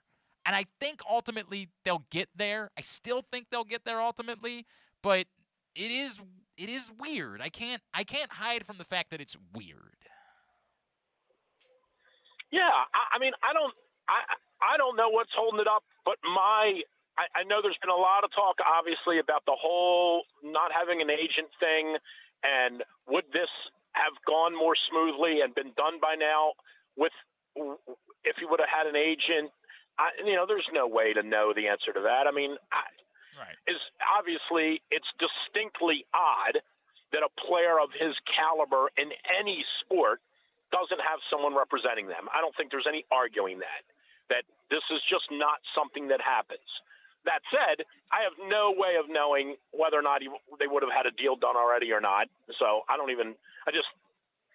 know, but I do. I think you have to concede that it's a weird way of doing business for sure. I think it's part of why we use the word weird. It's weird, right? But I think in my mind, and maybe this is where you are as well, I think this is far more about the Ravens than it is Lamar. Yeah, I think this is way more about something has happened that in some way has created some doubt in their mind that he's either A, worth, whatever the number is going to wind up being, $150 million for 5 or 4 years or whatever it is. I don't even know. But whatever the number is perceived in their mind based on the market, somehow there's been some doubt created there. And I don't know what that's all about, where it's come from. For all we know, somebody called them 4 weeks ago and said, we'll give you 2 draft picks and 2 players for him, and maybe they've tabled it and they're thinking about it. I don't know. I mean, something's not right, as I guess the easiest way I would say it. And it could just be a value thing. Lamar might have did to them what Flacco did to them. Hey, this is my number. When you're ready to pay me this number, come see me. Right. I know that I'm worth this. When you're ready, come and see me. And if you're not going to pay me that, then I'll just come back and play this year and get $23.5 million, and we can revisit it. And maybe that's what Lamar did, and maybe it just hasn't come out that way. It goes back to the argument people have is, well, I don't think he's worth the same amount that this so-and-so got. I don't think, and it's just not the way that this process works. The Ravens eternally are an organization that wants to, they always use right player, right price. They want to get you at what they think your value is, and they've gotten that wrong plenty of times. They've gotten it right a lot, but they've gotten it wrong plenty of times. The quarterback market doesn't work that way. You don't get to determine what someone's value is in comparison to other quarterbacks. The quarterback market is extraordinarily simple. This is the market. You pay that number or you don't, and you don't have a quarterback at that point. And that's the choice that you get to make. But this continued conversation where we talk about what Lamar's value is vis-a-vis other quarterbacks is irrelevant. The quarterback market has not worked that way in 20 years at this point. But but here's where I agree with all of that, except I'm going to add this qualifier to it. You do, as a team, have to make sure that if you're going to spend, 40 whatever million or way more than that, $250 million, I think we have the tendency to look at it as if it's a one-time thing, right? We look at it and say, well, if Mahomes is getting $45 million, Lamar's in that range, right? Mm-hmm. The problem is you're not giving them $40 million. Of course not. You're giving them $250 million. You're not really doing that either. You're only doing. But we'll use Rodgers as an example. Right. He's getting $153 million from them. To me, that's a mistake. To me. That's a mistake to give him $153 million. It might not be a mistake to give him $50 million this year, but I don't think you're going to get $153 million out of him. That's just me. And I think that it's fair for all of these teams to, and clearly Seattle at some point recently has discovered or decided we're just not going to give this guy $250 million. Like, we'll start over. And time will tell whether or not they were right about it or not. I probably wouldn't give Russell Wilson that kind of money either. I think if it was simply about the money, I would. I think they have a bigger problem in Seattle. The problem is it's not working. Now, I think it's badass insane that they've decided they're going to roll with Pete Carroll and not Russell Wilson. Like, I think that's bonkers to me that that's the route they're going about doing it. But they did have to address a problem, which is they've now got years of evidence at this point that something's not working there. And they've got to do something different because of it. Look, I think the Ravens, I've said this all along. I think they should re-sign Lamar. I think Lamar is obviously, dumb statement of the day, right? He's a dynamic talent. I think they should re-sign Lamar.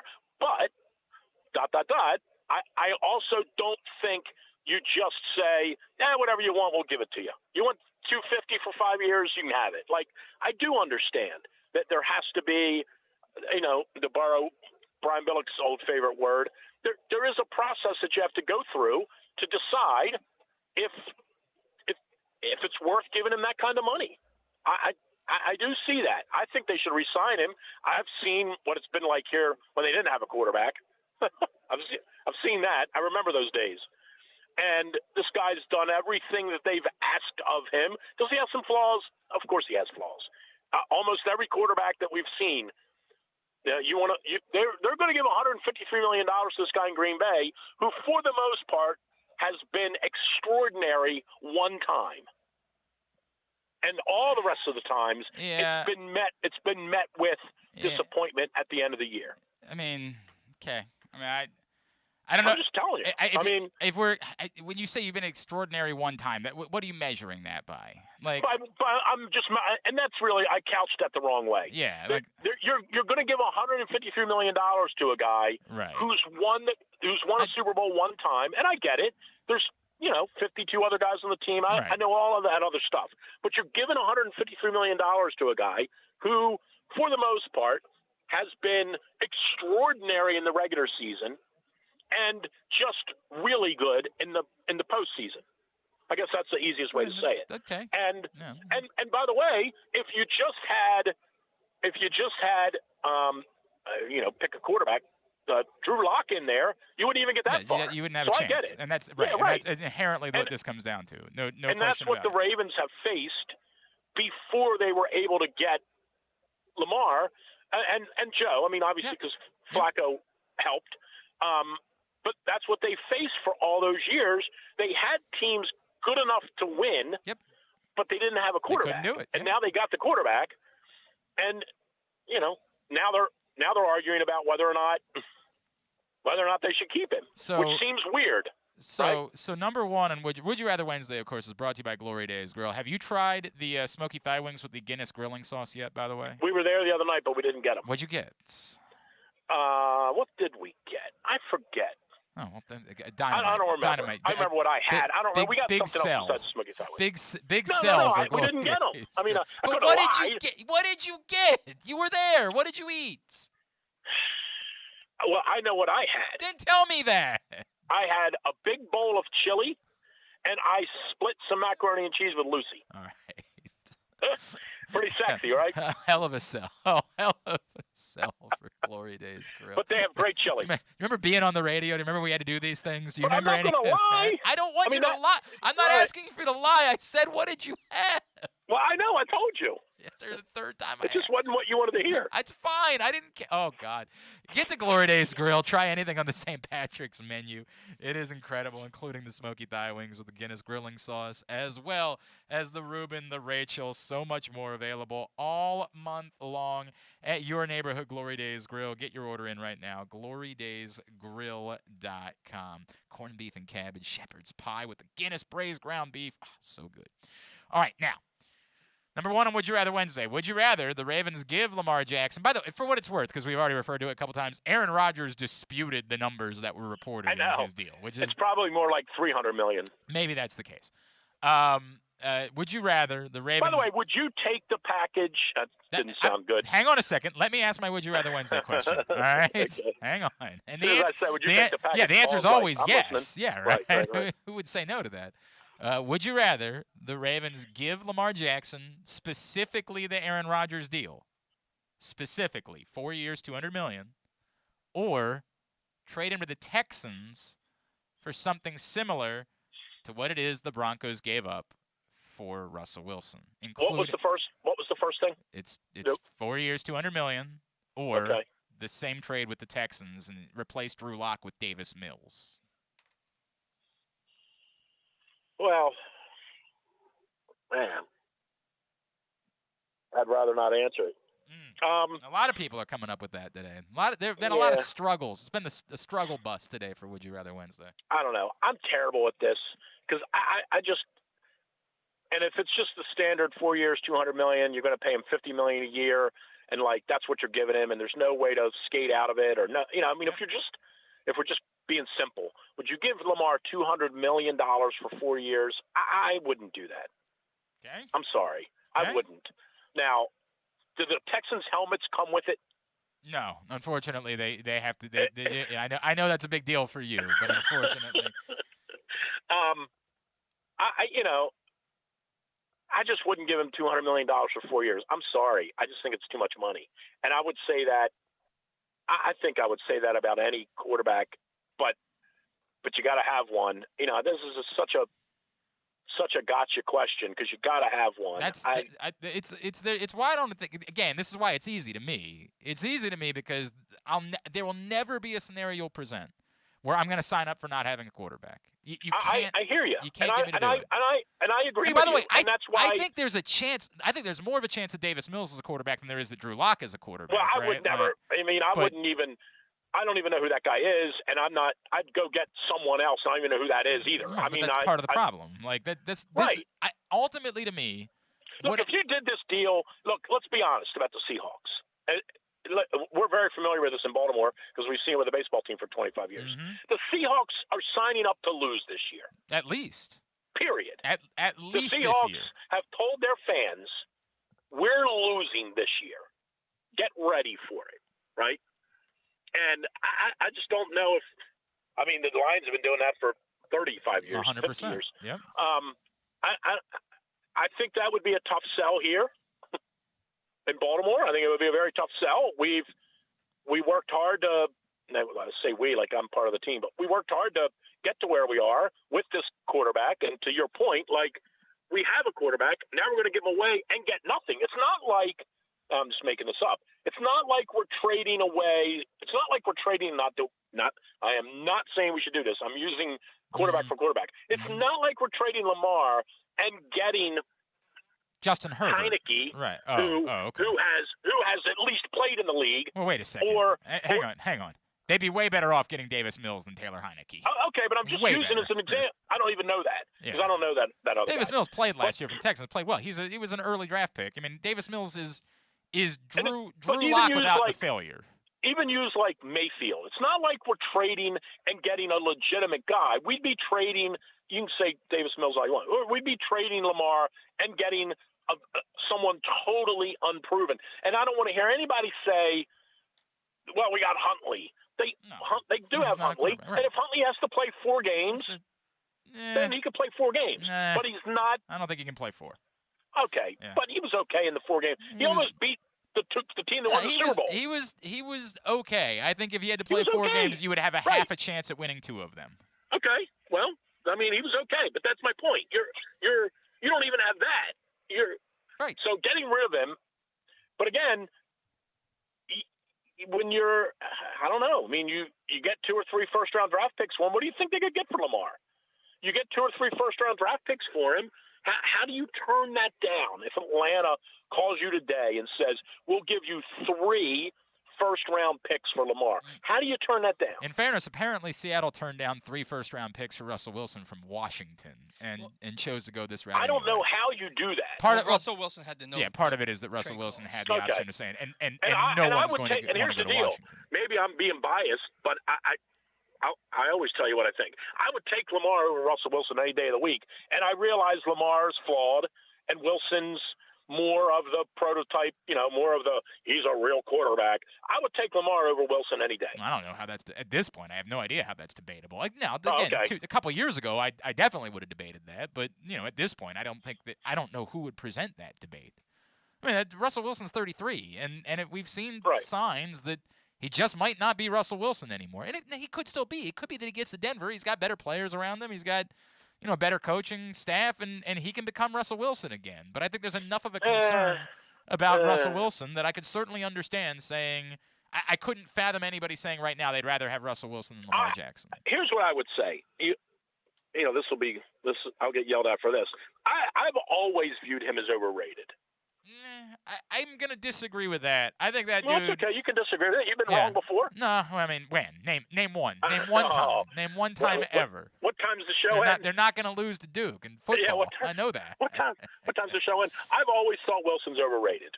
Okay, well, we'll agree to disagree there because I think it would almost be the exact opposite of that. You know what I mean? Like, I think that Russell Wilson somehow is still discredited because of his size. But as far as a gamer and the plays that he's capable of making, I think he's one of the great quarterbacks we've seen in an era. And, in fact, I would think we could have a fantastic conversation about Russell Wilson versus Ben Roethlisberger, for example, as to who was the better overall quarterback. And I don't know. Well, now you are insane.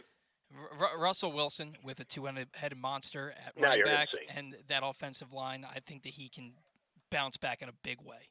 This coming season. Maybe. We'll find out. I mean, again, it's got to be that what was going on in Seattle was more about the circumstances than about him. But we got to know that, and there's no way to know that yet. He's running for his life the last I understand that. years. I completely understand what you're saying, but we got to know that in order to see it play out that way. All this being said, the ultimate trump card will forever, to me, be the not having a quarterback thing. You will never get me to sign up for a scenario where the team doesn't have a quarterback because you have no chance. None. Zero. You cannot gimmick your way to this thing. Even having a quarterback, you might not be able to do it. But you have zero chance without a quarterback. And we keep trying to play this game where you could draft a quarterback every 5 years and hope that it works out. And you could.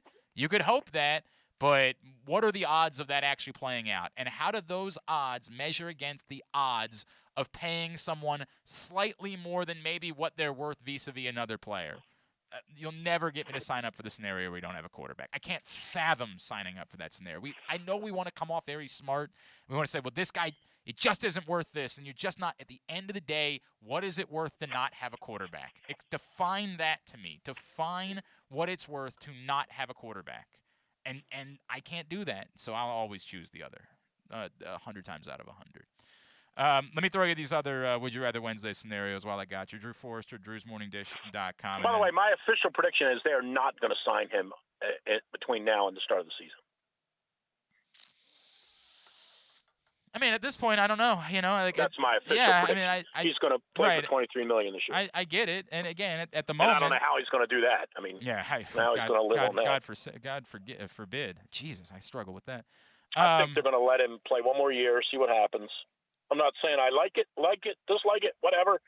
My guess is the only side of this I now. really don't get, and I mean this wholeheartedly. If I'm Lamar Jackson and they're simply lowballing me, and it really is $35 million, and we all know what the market is for a quarterback, I'm demanding a trade at some point because I'm seeing how desperate teams are for quarterbacks at this moment. And while you could say, hey, they might be just as desperate next year, maybe, or 4 of these guys that nobody is in love with in this draft class all happen to work out this year, and there isn't nearly as needy a quarterback market a year from now. What I know right now is teams are desperate for quarterbacks. There are 12 teams in the league that have confidence in their quarterback situation going into next year. There are 7 teams that don't have anyone on the roster that's a qualified NFL quarterback. If I'm Lamar Jackson and the Ravens are simply saying, we're not going to do this, I'm demanding a trade at some point and saying the market is too good. And that doesn't mean the Ravens have to trade him. They could just say, hey, sorry, Chief, too bad. But at some point, I'm causing a stink because the market is way too good for me to not want to cash in right now. Would be the route that I would go. I mean, I just don't. I think if they would have signed, it would have been done by now. And the real issue is why aren't? The real question is, tell us why you're not signing him.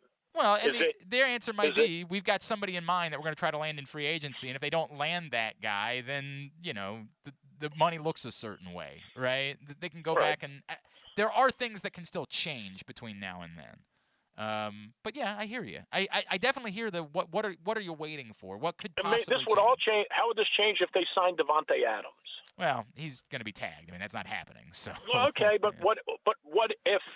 I mean, that they may be saying we can only give Lamar $23 million, and again, they could sign him to a $200 million deal and make his salary worth $5 million this year, right? I don't know all of the ways the cap works, but yes, they can make it a far better number for them to try to win this year. 100%, they could go about doing that. All right, number 2. Would you rather? The math has been done. We can get gas prices back under $3 for the rest of the year if we do 1 month of hard quarantine again. Or no, Lord, no, we're not doing that. Yeah.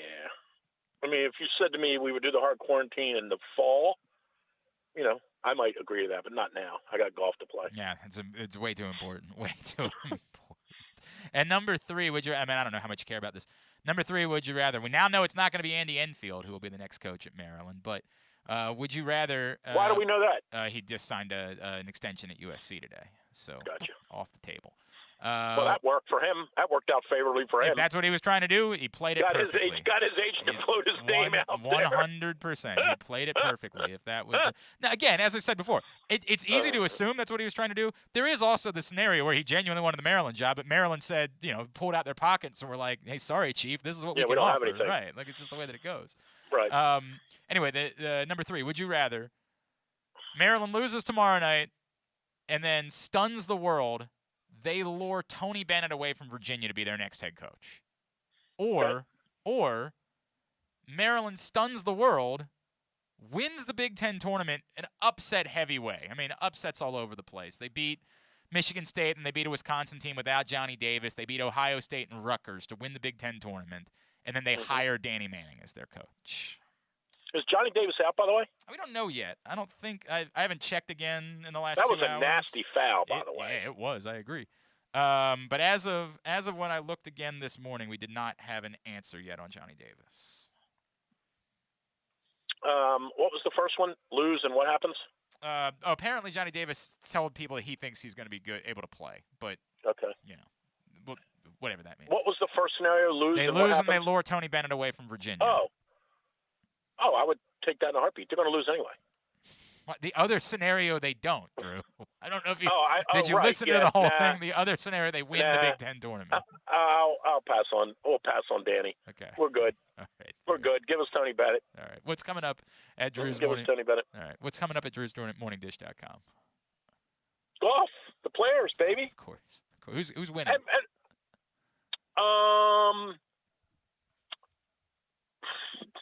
Who is winning? Can't tell me what he had for dinner at Glory Days. You can't tell me. Well, this is what you do for a living. I know. This is what you put me on the spot. I got 4 guys that I've touted this week heavily. Ask me who's winning Indian Wells. I'm gonna say Hovland is your winner. Okay. Back to back. Huh? No, he didn't win last week. Oh, okay, I don't know. I'm gonna say Hovland's your winner. I like Sam Burns. Someone always kind of sniffs around who is that. Sam Burns. Sam Burns won twice in 5 weeks back in the fall. Someone always kind of sniffs around that you don't know. You know, the one year it was Harold Varner. There's somebody always kind of hangs around. I think Russell Knox has got a chance. Yeah, I've been thinking a lot about Russell Knox. That's my guy. I think Russell Knox has got a chance. I wouldn't be surprised to see him hanging around. I'm going to say Hovland wins. Okay. All right. Very good. I think he's the best of all of those younger guys. Even though Morikawa's won a little more, I think Hovland's the best of those. He's just not a great chipper. But when you hit it to 20 feet on every hole, you don't have to be a great chipper. Sure. I've been saying that for a long time, though. You know, that's the way I've always said it. It's a golf tournament. I will say that. They have really created themselves the big argument this week, of course, they're revisiting the whole, it should be a major. It's kind of hard to do that in midstream. What do you do retroactively? Do you give Ricky Fowler a major? Do you give, KJ Choi a major? Didn't Fred Funk win the Players at one point? Fred Funk won the Players. Yeah. But it's a major in every possible way because the golf course is extraordinarily challenging. The field's great. The money's huge. It's a major in every way except they don't call it a major. Call it one. I get it. I get it. All right. At It's a Hooded 4-Iron on Twitter is how you follow him. Drew'sMorningDish.com to see all this stuff. Drew Forrester, appreciate you, pal. We'll talk to you next week. See you soon. It's Drew Forrester checking in with us here on GCR. All right. Would You Rather Wednesday brought to you by Glory Days Grill. Would you rather the Ravens give Lamar Jackson the Aaron Rodgers deal or take that package from the Texans? Lamar Jackson gets Aaron Rodgers deal. There was a point when Drew Lock was Davis Mills. I'm good. Give me Lamar.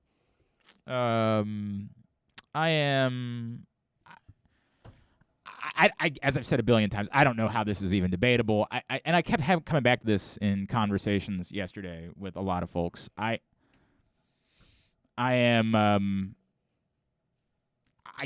fathom the scenario by which you choose not having a quarterback. I mean, I just can't fathom. I was asked if there was a limit, right? I'm trying to remember who it was that asked me this yesterday. I think it might have been Randy, who writes with Drew. I said, is there a limit? Is there a point at which you just say, you can't? And the answer is actually yes. If Lamar Jackson is trying to go beyond market value, if Lamar Jackson says it's $60 million or no, you're not doing that. You're not breaking the system for your quarterback.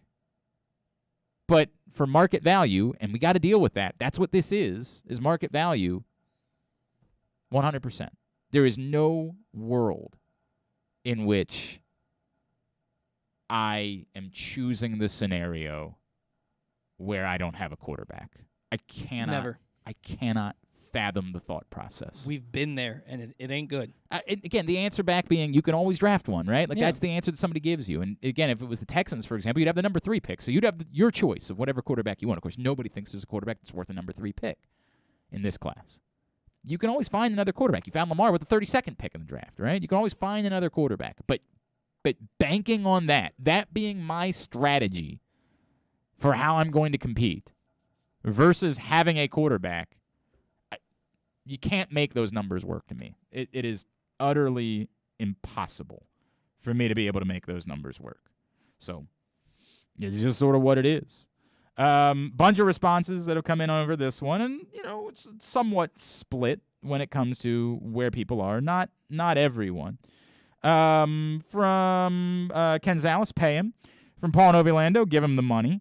From Matt, give him the 200, but I want more years to reap the benefits when the cap. No, you don't get to do this. It's 4 years. I understand why you say I want more years in the deal. I get that. I'm telling you, that's what the deal is. It's 4 years, $200 million. You don't get to play around with that. Ian says make the trade. From Chris says trade him to the Texans. No player in a salary cap sport is worth that money. John Proctor, as tempting as it would be to see what this front office could assemble with those picks, Lamar is an MVP who deserves a payday and who is exciting to watch Lamar all day. Simon signed Lamar to the Rodgers contract. Even though I think Seattle won their trade, Lamar is a once-in-a-generation talent. From Chris says, Glenn, I guess I would be forced to make the trade because I just don't think that number is wise. I know people will probably say I'm insane, but I still think that ultimately there has to be a number at which it becomes correct. I'm not really sure what you think that you mean there, Chris, but sure, we'll listen to it. Number 2, by the way, there are also people that are offended, and I need you to know, if you're offended, look at yourself. It's a game. It's called Would You Rather. It's very simple. It's not hard. I know that we think everything is very deep and everything is very consequential. It's not. It's a game. Get a hold of yourself. That's it. Number 2, would you rather? You've done the math. 1 month of hard quarantine. Hard quarantine. Back to the first month that this all began. You ain't going anywhere. There's no sports. There's no nothing. There's no evading it, getting around it. It's when this isn't like by that summer when we all kind of cheated and said we're not going to quarantine any longer. It's that first month when we were all in our houses for a month. 1 month of hard quarantine. Gas prices back down under $3. Or nope, no way, not doing it. Oh, give me the month of quarantine. I can do so much around the house. I haven't played video games in a while. I can get back into that for a month. Give me the month. I look, man. I'm in a weird place because I actually didn't that first month of hard quarantine. I didn't hate because I got to spend it with my young kids, and I got young kids, and it's time that I talked a lot about how conflicted I was about all this because it was an awful time for the entire world, but yet at the same time, personally, I got to spend a lot of time with my kids, and it didn't crush me. I mean, I lost a lot of money, but it didn't crush me in a way that, like, it crippled my family financially. I kept my job here. I lost a lot of other jobs. It was a bad time, but I had to spend a lot of time with my kids, and so I would be the first person that should probably step up and say, yeah, sign me up. I'm doing it. But I'm in a weird place where I can't. It's too soon, man. It's too soon to ask the entire to ask the entire country after everything that we've been through to go back inside for a month. I know that everybody's circumstances are different, but like the people that live by themselves, I don't think we gave a lot of thought to how that impacted them. I think there's the idea that like, well, you could get on Zoom, you can do certain things. If it was a week, I might be in a different place. A month, I don't think. I don't think I could do another month of hard quarantine at this point and ask everybody else to. Like, could I personally? Yeah. I could. I would be all right. But to ask everyone to do it again, I realized there were a lot of negative impacts there. There were a lot of negative impacts. Yeah. So I don't think I could do that. I don't think that's the case. Responses all over the place. for this one. A lot of people, I'd say all over the place. There's two options, right? So everybody's response is one way or the other. KZ, 1 month, count me in. That's a small price to pay. From Paul, I'll take the month of quarantine. Gas prices have already increased $2 or so since the beginning. Need to get this under control ASAP. From Ian, no shot. I'm signing up for quarantine BS again. From Nick, if everyone else was on board and it was a guaranteed month, I'd 100% do the quarantine. I do think that's one of the things people are struggling with is like we were originally told it was 2 weeks, right? 2 weeks, and we'll get all this under control. And then, we saw what happened. And so I think there is a trust problem that people have with this. You tell me I got to do this for a month. Okay, fine. Until all of a sudden 4 months later and you're like, hey, it's just trust us. Just trust us. I think that's part of the problem, and I can't disagree with that. From Chris, I'm not doing a hard quarantine again. I'll take my chances on the gas prices. Simon, this sucks, but we're not going back to lockdown. I'm not buying an air fryer. I'm not making any more sourdough. I'm not getting on Peloton. No. From John Proctor, give me the quarantine. I can handle a few more weeks. Maybe we just start taxing the S out of the oils companies who keep raising the prices. Hey, I hear you. From Lou, $3 gas, 100%, 30 days of pain for 8 months of freedom. I'm going to back off. It's still paying $3 a gallon of gas. You're not getting the gas for free in the trade-off. Like, it's still costing you money. I get it. It's much less, and over the course of the year, I'm trying to figure out what the number would be. It's probably a couple $100 less that you're going to end up paying for gas over the course of a year doing something like that. And I get it. That's nice, but is it the trade-off that's worth hard quarantine? And as Dan points out, Glenn, the problem with signing up for hard quarantine is, again, not knowing if you're going to lose your job. If you can promise me that we're not going to lose jobs and that everything bounces back afterwards, sure, but seeing what happened the last time, can't do it. I appreciate that he said nah instead of I actually like nah better. I'm a fan of nah. And number 3, would you rather Maryland loses tomorrow night, then stuns the world by luring away Tony Bennett from Virginia, or Maryland wins the Big Ten tournament, albeit an upset-heavy Big Ten tournament where they kind of fluke their way to a title, and then because they won the Big Ten title, they have no choice, but they got to go make Danny Manning the head coach? Number 1. Okay. I think Danny Manning is capable of having success, but not the success that people are hoping for at Maryland. I don't think he's the guy. If you're getting an elite head coach out of this, number 1 all the way. Okay. Paul, I'll take Manning over Bennett. Bennett teams are like watching paint dry. I can't take that after 10 years of trying to figure out what kind of offense Turgeon was trying to run. KZ, Bennett, I'm in this for the long haul. Daniel at first said, this is the best one you've done. I don't have an answer. And then when I said, hey, man, rules are rules, he said he would go with Bennett. Same for Ian. Bennett, 100%. From Noah, the first option by a lot. This team wouldn't do anything in the NCAA tournament, even if they somehow won the Big Ten. John with the answer that I'm gonna talk about here. John L. says the Manning choice, I always want teams to win now. Nothing in the future is guaranteed. From Chris, short-term versus long-term, give me Tony Bennett. Lou says it's a win-win, but I guess if I'm forced to pick, I'll go with Tony Bennett. I'm going to go back to John's answer, which is if Mark Turgeon had won one Big Ten tournament, that would have been enough for me to say I'm good here. Winning a conference tournament's a really big deal at a major level. Gary Williams won one. And it was with fewer teams in the league. He didn't have to win 4 games in 4 days. He had to win 3 in 3 days. He won with a number 6 seed in the 2004 ACC tournament, a team that was a bubble team to even get into the NCAA tournament at that point. Gary Williams won 1 ACC tournament ever in his tenure. Winning a conference tournament is a very difficult thing to do. It is a significant accomplishment, however you go about doing it. We still have memories of that 2004 team, despite the fact that, again, that 2004 team was not a good team. They were a very mediocre team. But they happened to win the ACC tournament, and we still talk about it. I know I lessened it by saying you're not going to go beat Iowa and you're not going to go beat Purdue. You're not going to beat the top teams in the Big Ten, Illinois. But still, or I took Johnny Davis out of the equation, so you wouldn't even beat the Wisconsin team with Johnny Davis. But still, what it would do, how it would galvanize people to win 4 games in 4 days. For everybody to wake up Sunday morning saying, Maryland's playing for a Big Ten title today. What that does to a community, I can't diminish. I like Tony Bennett. I think Tony Bennett's a hell of a coach. Obviously, we know he's a national championship caliber coach, and I'd love to have Tony Bennett. But I think it's tough, too, to trade away an actual accomplishment for the hope of accomplishment. And I get it. We all think that Tony Bennett is such a good coach. Remember, Virginia's not good this year.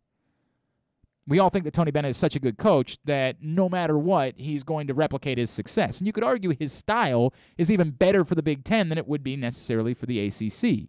As some people have pointed out, I don't really like the style. It is tough to watch Virginia slog out 60 to 52 games, 54 to 46 games. I've said all along, if I'm winning, I kind of don't care, right? Like, it's not necessarily fun every night, but if you're winning those games, who gives a rat's ass? Give me victories. But it is tough for me to pass up on the idea of winning a conference championship. That's a difficult thing for any program to do. So I'm giving Danny Manning the shot, personally, if that were to play out, because it would be that exciting to win something of significance, and it's been 18 years since the University of Maryland has won anything of significance. So I just can't easily pass that up. Continue to give me your responses at Glenn Clark Radio on Twitter or at Facebook.com/Glenn Clark Radio, where Would You Rather Wednesday is posted. It is always brought to you by Glory Days Grill. Underdog Fantasy Football. It's so much fun. Use the code PRESSBOX. Make your first deposit up to $100, and we'll match it with free money for you to play with. UnderdogFantasy.com or download the Underdog app. They've got hockey, basketball contests going on right now, and while you can't bet on your phone or your computer here in the state of Maryland just yet, you can play Underdog Fantasy Football and feel like you're betting with player props, parlays, things along those lines. Again, UnderdogFantasy.com or download the Underdog app. We'll come back in, get a tidbit, get tubular to wrap it up. It's Glenn Clark Radio. That first sip. That first bite. Start your day off right with a delicious breakfast at Royal Farms. Choose from a fantastic selection of fresh Royal Farms breakfast sandwiches and top it off with a rich hot cup of the freshest coffee in the world. At Royal Farms, breakfast is available day and night. It's the freshest breakfast in the world. Real fresh, real fast. Royal Farms. Sports betting has come to Maryland, and we're ready to help you win some money. Tune in for Simply the Bets with Glenn Clark and Paul Valley every Tuesday morning at 11:40. FanDuel Sportsbook GM Bruce Billick and VSiN's Aaron Oster join the guys every week to give you all of the info you need and even a few winners. So come win some money with us on Simply the Bets every Tuesday at 11:40 a.m. Brought to you by the FanDuel Sportsbook at Live Casino and Hotel Maryland. Listen at PressBoxOnline.com/radio. Watch at YouTube.com/PressBoxOnline. Glory Days Grill's St. Patrick's menu is now in full swing, and it's their most popular seasonal menu all year. New in 2022 are their smoky thigh wings with Guinness grilling sauce, a house-made Guinness barbecue sauce. Fan favorites also include their corned beef and cabbage, the shepherd's pie with Guinness braised ground beef, the Glory Days Reuben, and the Rachel. Enjoy a pint of Guinness or Guinness Baltimore Blonde. The St. Patrick's menu is available for the whole month of March. Come in for great food, cold beer, and basketball. Find out more about Glory Days Grill and get your order in online at glorydaysgrill.com. It's another cold winter here in Baltimore, but this time there's no hot stove to warm you up. Hi, I'm Paul Valley, and while there may be no activity in the world of baseball, I'll still be here every week with my co-host Zach Goodman to give you all the latest in the CBA negotiations as teams look to get back on the field in time for spring training. You can watch us live every Saturday from 10 a.m. to noon at youtube.com/PressBoxOnline or facebook.com/PressBoxSports and listen at PressBoxOnline.com/radio. So tune in every Saturday from 10 a.m. to noon for the latest in baseball coverage right here on the Bat Around. Gambling can be a fun and entertaining experience, but there are risks involved. If you're planning on betting on the game at the casino or on your phone or computer, know your limit, stay within it. Set a budget and a time to stop. Remember, gambling isn't a financial solution, and it doesn't mix well with alcohol or drugs. Know the risks and have a plan before you begin gambling. For free and confidential services, call 1-800-GAMBLER 24/7 or go to helpmygamblingproblem.org. We can't imagine why you'd want to, but you can watch GCR live. It's at facebook.com/PressBoxSports and try to guess whether these guys are wearing any pants. All right, winding down for a Wednesday. People are taking this Would You Rather very personally today. It's a very weird. I have no idea. And again, I say I have no idea. I have said before, I understand that we have lost touch of reality in relation to Lamar Jackson because we've dealt with really awful things. And for some reason, we just assume that everything is terribly offensive and, everybody hates Lamar Jackson. And by the way, those people are real, and they exist, and there's no doubt about it. There are also parlor games. What we do is a parlor game. And you don't have to play. You don't have to. I swear. If you don't like it, you don't have to. There's plenty of things that I ignore on the internet, too, for what it's worth. An ungodly number of things that I ignore on the internet. If you want to ignore us, by all means. Please, by all means. I just don't understand I say it again, I understand. I wholeheartedly disagree with those of you that think that it's offensive to play a game. It's a game. By the way, it also wouldn't be offensive. And it's important for me to say this. It's not offensive if someone's answer is, I simply would never pay a quarterback this amount of money. I disagree. I just disagree. Drew came on here and said, I'm not doing that. I disagree. Wholeheartedly disagree. But it's not offensive. We're misconstruing two things. We're misconstruing actual legitimate racism, which is real and exists, and make that abundantly clear. It is real and it does exist, and Lamar Jackson absolutely is the subject of real racism with football conversation. There is nothing wrong with having football conversation. I've said 1 billion times, I am concerned about what I saw from Lamar Jackson versus the Blitz in 4 games last year. It concerns me. Not to the extent that I'm not paying him, but it concerns me. It's okay to have football conversation. We have gotten lost because we think football conversation is just racism. No, there's a lot of real racism. A lot of it. Legitimate football conversation. And you'll know when things aren't legitimate football conversation. And you'll know when someone's just banging a drum for the sake of banging a drum because they're trying to play to a crowd. There is a legitimate football conversation to have about the quarterback bubble on the whole in terms of contracts. That's a legitimate conversation that needs to be had. At what point does the bubble burst? I've said before, I don't think the bubble bursts until you're talking about literally 50% of your cap. Because that's how important the quarterback position is. You don't have a quarterback, you have no chance. But I'm willing to talk about it. There is nothing wrong with having a conversation in relation to at what point is a player simply not worth X percentage of your cap. Let's talk about it.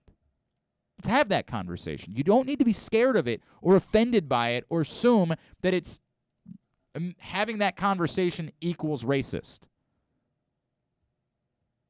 They need to have that conversation in Cleveland with a white quarterback. They do. They have to have that conversation. I've said before, it's easy for us to say you can't pay Baker Mayfield that money. Well, have you seen who the Browns quarterbacks were over the years? Could you understand why maybe there might be somebody in Cleveland who would be afraid of what it would be if it's not Baker Mayfield? They know that guy's limited, but who the hell is it going to be if it ain't him? They got to have a conversation about it. What percentage of the cap are you willing to spend on Baker Mayfield? Obviously, you should be willing to spend more on Lamar Jackson. But it's just not how the system always works. The system works that you have a quarterback, you pay him, whatever the price is. Do I think Lamar Jackson's as good as Pat Mahomes? No. But do I think that matters in this conversation? Not at all. Do I know that he's as good as Josh Allen? At moments he has been. Would I bet on that today? Probably not. I think Josh Allen has established himself as number 2 of the young quarterbacks. How you factor Aaron Rodgers into that conversation, I don't know. But I think of the younger quarterbacks, Josh Allen has established himself as number 2. And Joe Burrow is certainly in the conversation, for sure. But does that mean that their numbers are going to be drastically different? No, it's not how quarterback contracts work. We can talk about it. It's okay to have actual conversation. It's all right. Tidbit. We do Tidbit first. Tidbit is brought to you by Simply the Bets. If you missed it yesterday, every Tuesday we do Simply the Bets at 11:40 a.m. It's brought to you by the FanDuel Sportsbook at Live Casino and Hotel Maryland. Aaron Oster from VEASAN, Bruce Billick, general manager of the FanDuel Sportsbook. They join us for Simply the Bets every week. And tomorrow, the first episode of Weekend at Bookies. We'll be doing it not every Thursday and somewhere between every other Thursday and every Thursday, like maybe 60% of Thursdays, something like that. We'll be doing Weekend at Bookies. The first one is tomorrow. Again, brought to you by the FanDuel Sportsbook at Live Casino and Hotel, where I'm telling you, you need to get your reservations in for the first weekend of the NCAA tournament. They are expecting massive crowds. So if you want to be there next week, email events@sportssocialmd.com and find out what's available. Make your reservation. Of course, Ronnie Elliott and I will be there this Sunday, 3 o'clock for the Big Ten Championship game and the selection special. Looking forward to hanging out with you in the FanDuel Sportsbook at Live Casino and Hotel. Okay, so this one isn't topical based on what we've been talking about this week, but it's important, and it's a local thing, so I went with it. So on Saturday, Loyola men's lacrosse picked up their first win of the season, defeating Lafayette 14-12.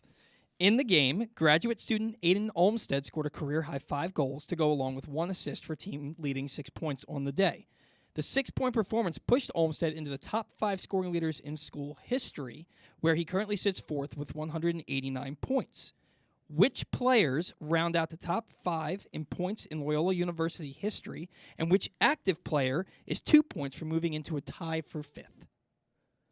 That would be Lindley. Yes, he is 7th right now at 183. It's Pat Spencer, of He's course. number 1, 380 points. And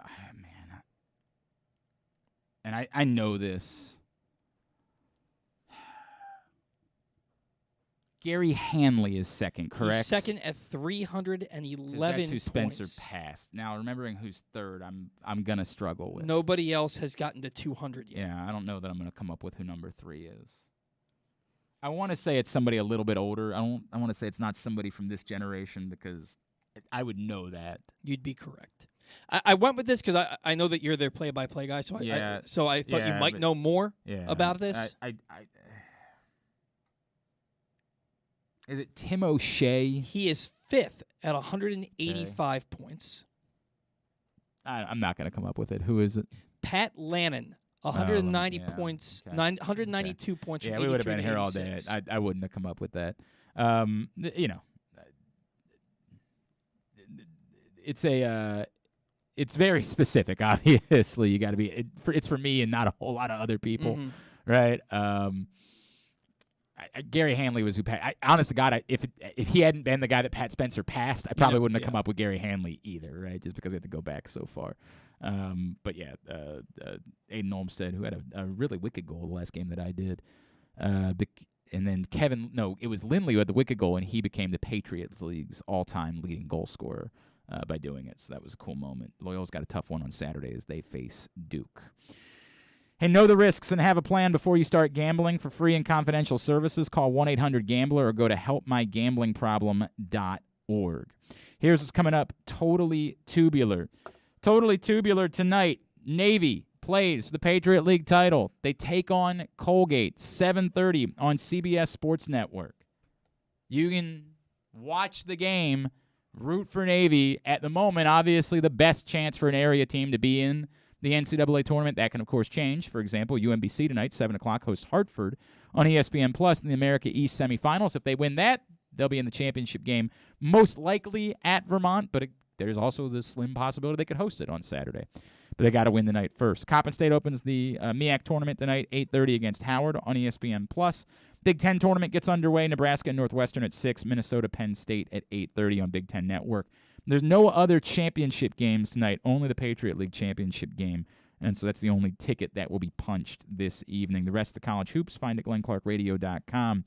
ESPN has Suns Heat at 7:30, Blazers Jazz at 10, NBC Sports Washington has Wizards Clippers at 10:30, TNT for Capitals Oilers at 8, Canadians Canucks at 10:30, CBS Champions League action, Real Madrid Paris Saint-Germain at 3 o'clock, or however you pronounce it.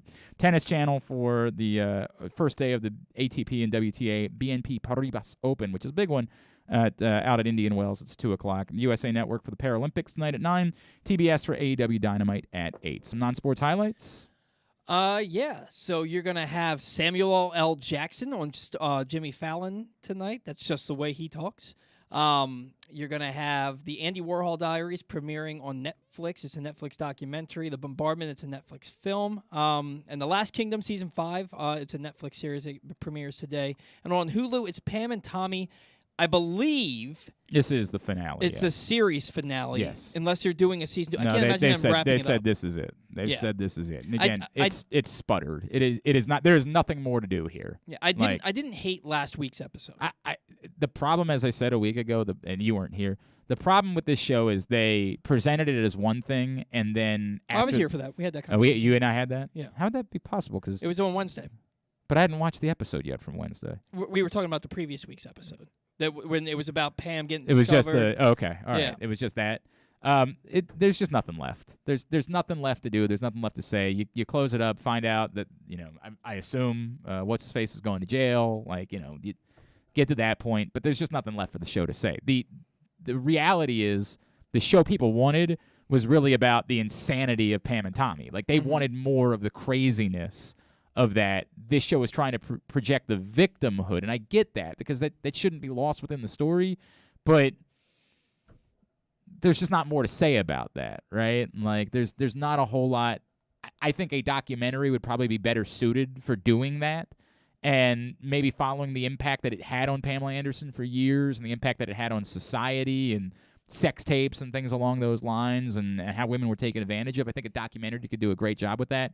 An entertainment show, you just can't convey that in the same way. It's to go from, again, the talking to the penis scene to this, it's just sputtered. It's limp into the finish line. I've made it this far, so I'm going to watch the final episode. You don't give up on series. Yeah, but I'm not excited about it in any way. I did watch the first episode of Winning Time last night. Great. Wonderful. I'll have to check that out today. All in. I did not know.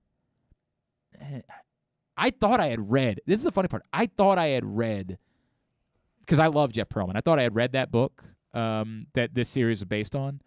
Maybe I do not remember how much of a complete a-hole Jerry West was. I did not remember that. Mm-hmm. And I greatly enjoyed it in the first episode. It's excellent. It's excellent. So I'm all in on Winning Time. Excited about that continuing.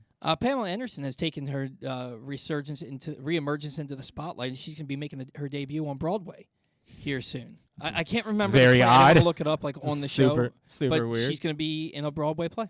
It's very weird. It's very weird. But good for her, I guess. I think she kind of went a little nuts, if I remember right. They all do at some point. I think that I know she's I think I want to say was dating Julian Assange for a while, if I remember correctly. while he was living in the. Who is that? That's the WikiLeaks guy that was holed up in the embassy in, I don't remember what city, Paris, I think. That lived in a 2-room apartment and didn't get out and see the sun. I'm pretty sure the story was that she was dating him for a bit. I think Pamela Anderson kind of went a little off the grid. I think she just kind of went a little extremist for a bit there. Mm-hmm. God bless her if she's. Who cares? You could be a good person, I guess, is all I really care about. Be a good person. Be a good mother. Be a good person. That's all that really matters. All right. Thanks today to Richard Njoku from Navy. Thanks also today to Longwood coach Griff Aldrich, the former UMBC assistant, as they get ready for the NCAA tournament. And also thanks to Drew Forrester. We'll get it all up in the greatest hits section of the Archives. tab at glennclarkradio.com. On the program tomorrow, Kevin Brown's going to join us. He, of course, is taking over as the lead TV play-by-play guy for the Orioles, which is, at this point, a very good move for them, given who they have. Look, I love Kevin. I would still probably prefer to have Gary Thorne in my life. Not with no disrespect whatsoever. That's just Gary Thorne that we're talking about. But Kevin's been outstanding, and given the choices, I think this was an obvious decision for the Orioles to make. He brings a fair amount of levity to the broadcast. I think Kevin's done a tremendous job. And I also I understand now that he's moved to Baltimore, and so he wants to get I do think that's part of the issue is you need to make sure. I loved him doing the thing from the Wire thing when Omar passed away, when Michael K. Williams passed away. But at the same time, you gotta you gotta know the community. Mm-hmm. And if there's any knock on Gary Thorne, it's that he very much did not know the community. Right. You know, he would remind you of that constantly when he would say things like Registerstown Road. In order to have that type of deep relationship with someone, you got to know the community. So I'm glad that Kevin Brown's moving to Baltimore and entrenching himself here, and we'll talk more about that tomorrow. Is Chance Campbell going to join us? 10:05, yes. He's going to Okay, call Chance in. Campbell was with Maryland, of course, Calvert Hall alum, Ellicott City native, then finished up his career at Mississippi. He had a heck of a combine, is definitely going to hear his name called in the NFL draft. We'll talk to him tomorrow. And Rodney Elliott will check in with us, talk some college hoops before he joins me at Live Casino and Hotel on Sunday, plus stuff and things as well. Thanks to everybody at PressBox, all of our great sponsors and partners, including Glory Days Grill, Royal Farms, Grade 8's Memorabilia, Live Casino and Hotel, Underdog Fantasy Football, Blue Line Canine, your local Toyota dealer, buyatoyota.com. Thanks to Paul. Follow him on Twitter, at Paul Valley III. Follow us on Twitter and Instagram, at Glenn Clark Radio. Have a great Wednesday evening. Go Navy. Go UMBC. Go Coppin. Duke sucks. Ohio State sucks too.